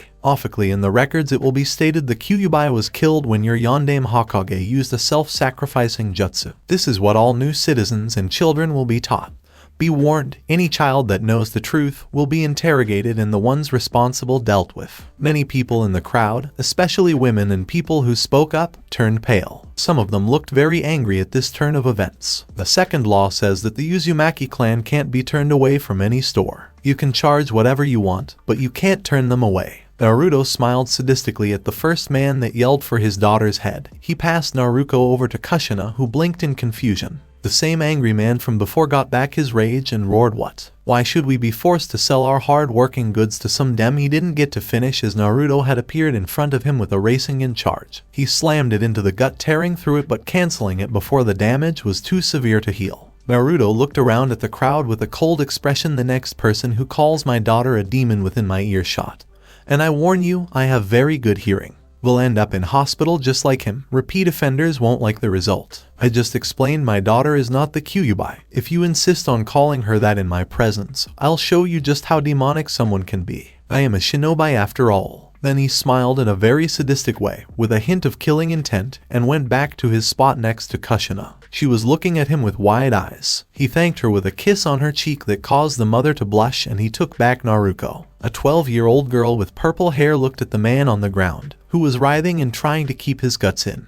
She had the same cruel grin on her face. Doctors and Anbu were trying to help in some way before an Anbu took him to the hospital, followed by some doctors. Everyone who was close to the girl with purple hair moved away when they realized who she was, except for a girl with long black hair and red eyes with spirals. Naruto had awoken when she was taken back by Naruto, and she looked around at all the people curiously, before she focused on the face she remembers most and blinked. Now that she was awake, Naruto looked at her with narrowed eyes and said, "Don't you dare." He suddenly remembered that she hadn't changed her diaper in an hour. Tsum, who had heard this, began to chuckle, and he sent her a playful glare. Turning back to the infant he was now holding away from his body while having a staring contest with her, Hiruzen, who was about to say the next thing, turned to see what had Tsum, who is usually very aggressive, laughing, and he did the same. Naruto looked like he was going to lose the staring contest when he smelled a familiar scent. He yelled out loud, "NOOO, how could you do this to me, Naruto? And in public too." With a resigned sigh, he pulled out a scroll that, with a small amount of chakra, brought out a table with a few diapers and wipes, and he got to work, ignoring the people. Many in the crowd were looking on in shock at the scene playing out in front of them. Most of them wives that were glaring at their husbands, as they always refused to change the diapers, and yet the so-called demon's father was doing it for his daughter. Once he had finished putting on a new diaper, Naruto pulled out a second scroll that brought out a bottle of baby formula. He put Naruto back into her harness. Then Naruto glared at the full diaper and got another sadistic grin on his face. He tossed it hard up into the air and began a set of hand signs ending in tiger, fire, release, raging phoenix. The flame coming out of Naruto's mouth turned into a huge ball that was 3 times the size of a normal great fireball. The ball then burst open and a massive fiery bird shot up until it hit the diaper, and then exploded into a massive fiery inferno 100 meters above the crowd. Many Uchiha and Hyuga were watching the attack in surprise, 1 for the amount of chakra and 2 how powerful the attack was. The young man didn't even look winded from the attack either. He then locked up the table and was about to feed Naruto when he said, "We win again." Huh, Naruto. He seemed to be unaware of the crowd staring at him. He then decided to look around and looked at everyone's faces, scratched the back of his head with his free hand with his trademark grin on his face. He might have overdone that, huh? Even the Sandaime looked on in surprise, considering the size and shape manipulation requires very good elemental manipulation. For someone so young to do it was very impressive. The next thing that happened even made him raise his eyebrows. Kushina walked up and took Naruto. Everyone was confused until she pulled out a breast and started feeding Naruto. What? She is technically family, I have the means to do so. So what are you all staring at?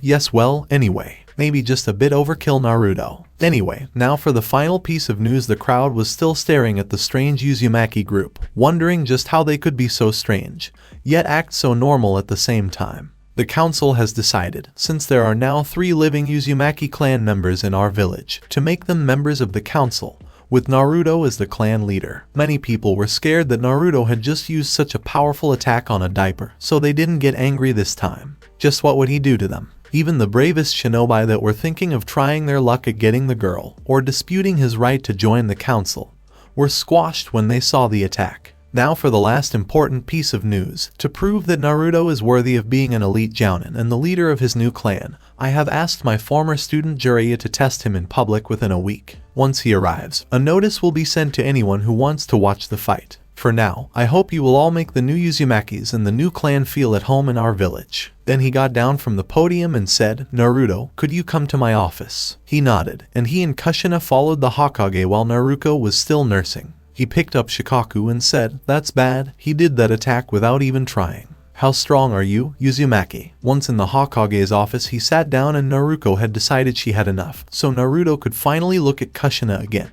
The baby made the decision to look everywhere. Did Naruto really need to use that attack? Naruto looked the Hokage in the eye and said, you have had children, Jiji. What do you think? Yes, it was. The old man laughed when she said that, and then he said, well, I can't say I blame you. I feel the same way about paperwork. Anyway, I think you should be fine with the villagers. With your show of power, you have scared away many people who would hurt Naruto, and how gently you changed her diaper has convinced many women that she is not a demon. That will go a long way in convincing their husbands as well. Naruto chuckled and asked, well, glad it turned out alright. By the way, have you got a list of people that could look after Naruto in the future? Kushina looked at him sharply and he stated calmly, you have to remember, the village thinks this is my daughter, not yours. Which means you can only have a few months off to recover. You will be required on missions, just as I will eventually. Thus Naruto will need people to stay with her, in case we are both needed away at the same time. Kushina seemed to understand this and nodded, before turning to the Sandaime.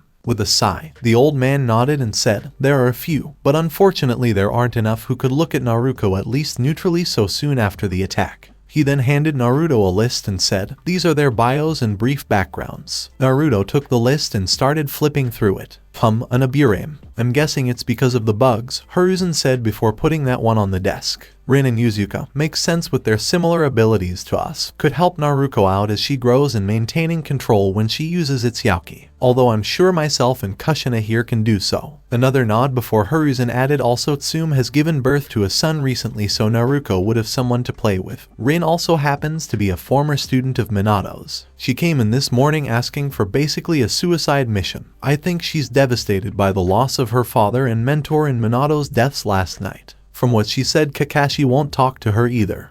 She was always far too kind for Rin and Yuzuka. However, she knows me and I know her well. She would be perfect for looking after Naruto. Naruto blinked, Kiba. Then a memory that Kakashi told him popped up. Rin is in the teammate that transplanted Kakashi's sharing an eye. Dismissing the thoughts, he went to the next one and his eyes widened. Kurenai Yuhai, Chunin with impressive ability in Genjutsu. Orphan with no family in the village, has a tendency to help out those in need, regardless of the consequences. Recently, she helped another person on that list who had been left alone when my traitorous student left the village. Naruto's eyes widened a little. Did Orochimaru's student mean who he thought it meant? Looking at the next name, his eyes nearly popped out of his head, as the memory of his Chunin exam popped into his mind. That sadistic Kunoichi Anko Mitarashi. He looked at his mother in shock, imagining the two working together. Before he ran away, he put a curse seal on her. Since you're in Uzumaki, I was hoping you could at least take a look at it. With your knowledge and a little luck, we could see if it's possible to get rid of it. Jiraiya, Minato, and I could only lessen its effects on her. Naruto sighed, knowing he couldn't say he didn't want to figure out how to get in a small part of his mind. He thought that the curse mark was to blame for many bad things that had happened to him. If he could get rid of it, it would fix a lot of things. Naruto asked, did Orochimaru leave any notes on the design of the seal? He knew it was unlikely, because if he had, Iro Sennin could have taken it off with the notes. Saddened, the old Hokage shook his head and said, unfortunately, that was the problem we had to deal with. All we could do was add another detailed seal to stop it from having any effect. Naruto scratched the back of his head in thought. Jiraiya had taught him quite a bit in seals during their 3 years away from the village. Apparently, some Kumo nin had found one of Orochimaru's bases on a mission and had got some early notes on the design. He had told him in detail about it, since Naruto wasn't sure if Sasuke was still infected with it at the time. The still naive Naruto, though he might be able to neutralize its effects when they would inevitably face off. He went through the rest of the folder, a few Uchiha, a Hyuga. He quickly found that only shinobi were chosen and only those that are orphans or from a major clan. With a sigh he stated, "I'll have to take a look at it myself to know for sure, but I might be able to do something. Is it possible to call Rin, Anko, and Kurenai here Hokage Jiji?" Kushina said, "Those are interesting choices, Naruto." When he winked at her, she thought they were trustworthy, and since she knew people she could trust, she said, "I'd like Mikoto to be included, too, Jiji." Naruto was unsure, but the glare he received kept him from announcing that fact. With a nod he flared some chakra and an Anbu appeared. "Bring me Rin and Yuzuka, Anko Mitarashi, Mikoto Uchiha, and Kurenai Yuhai." The Anbu bowed before sunshining to complete his task. "Is there any particular reason for such different woman, Naruto?" questioned Hokage Jiji. "How do the villagers treat Anko since your student's desertion?" Not expecting the question, he looked out sadly out the window. "She is treated much like a Jinchuriki in many ways. The apartment building she stays at has been vandalized. Hot water gets cut off often. Few places serve her, and many villagers and shinobi give her distrustful gazes or harsh comments wherever she goes." Naruto briefly wondered if that was why she never tried to help him, but he quickly dismissed the idea because that would have made her even less popular with the villagers and made her lose any respect she had gained with the shinobi forces. Kurenai, helping others, seems to be one who would do what is necessary and see the whole picture. I do not believe she would harm Naruto as others would. Rin and Mikoto, Kushina trusts. It is only fair that she choose who to have look at her daughter. A knock on the door stopped the conversation. A young purple-haired girl entered and Naruto was shocked at how young she looked. Anko couldn't have been older than him when he met her in his world. "Hey old man, what did you want?" "I was about to go get some dango, so it better be some important mission, or I'm going to Cass." When she saw Naruto, she smiled in a cruel way, which made him look at her with interest. "Oh, my new favorite senpai. Say, senpai, want to hang out today? I'll even let you buy me some dango, since I'm in such a good mood right now." Before he could answer, Rin stormed into the office. "About time you found me a miss." She saw Naruto and froze. Sure, he looked alike from a distance, but close up she couldn't help but see the resemblance to her dead sensei. Her eyes moved to Kushina, and tears came to her eyes. Kushina gave Naruto to Naruto before going to the younger girl. They embraced and both cried for those that they lost. Before anyone could say anything, Kurenai came in with a red face and hissed, "Hokage-sama, that Anbu is a pervert. I want his name so I can Anko. What are you doing here?" This ended the moment. Anko got a big grin on her face. "Naruto-senpai is going to buy me some dango." Kurenai. When the girl gave him a dirty look, he put his hands up and said, "Hey, we asked all three of you to be here." That caught all three girls' attention as Mikoto shunshined into the office, surprising those present. So he continued, "As I'm an elite jounin now. Once my probation is over, I'm going to need someone to look after Naruto here when I get called on missions. After going through your files and talking to my cousin here, we decided you four will be the best for the job," he stated, simply getting wide looks from Rin and Anko while a curious ones from Kurenai and Mikoto. Anko responded first, "Me. If you've seen my file, why would you want me near your daughter?" Naruto just grinned before he ruffled her hair, causing her to pout. She hated when people did that to her. "Why wouldn't I? For one, you can relate to how my daughter will be treated by the villagers, despite what was stated at the announcement. Two, you won't treat her in the same fashion as you know how it feels personally. Plus, it gives you a place to go whenever it gets too much. Hell, we got a spare bedroom if you want it." Her eyes got big and she stuttered out, "Oh really?" He nodded and she gave him a genuine smile that instantly turned sadistic. "If I take the job,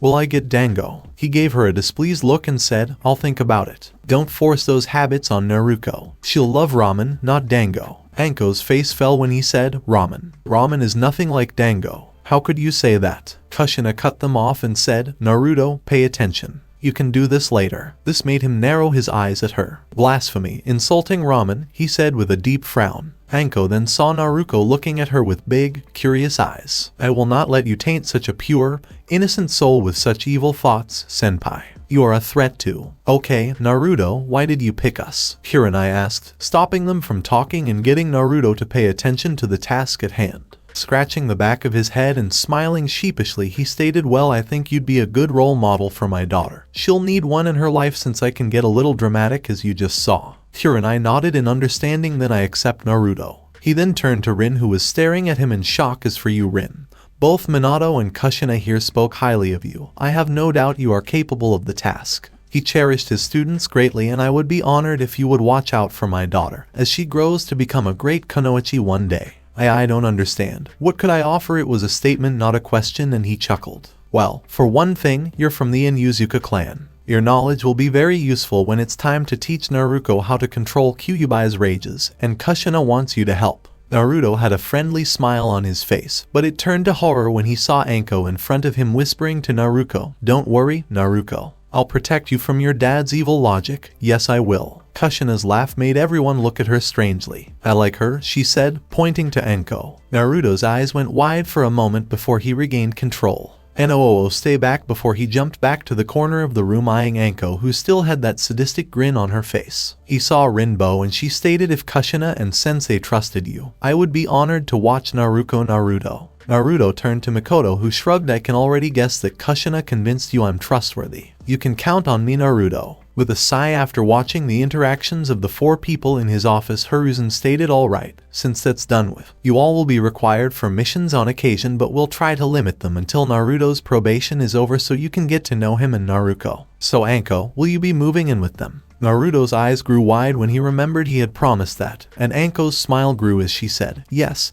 and Senpai will take me to Dango to celebrate, too." He narrowed his eyes at her. Naruto said loudly, "Ramen on me. You're all welcome to come so we can try to get to know each other. It's my treat for agreeing to my request. I'll also look into expanding the property, since there's a lot of land, so you guys can stay there if you want to in a few years. I'll also play with the seal on the gate and see if I can find a way to let you guys in, since it won't." So this was the end of this movie. I hope you enjoyed it. To watch more movies like this, subscribe to my channel. Till then, we Weeb offline.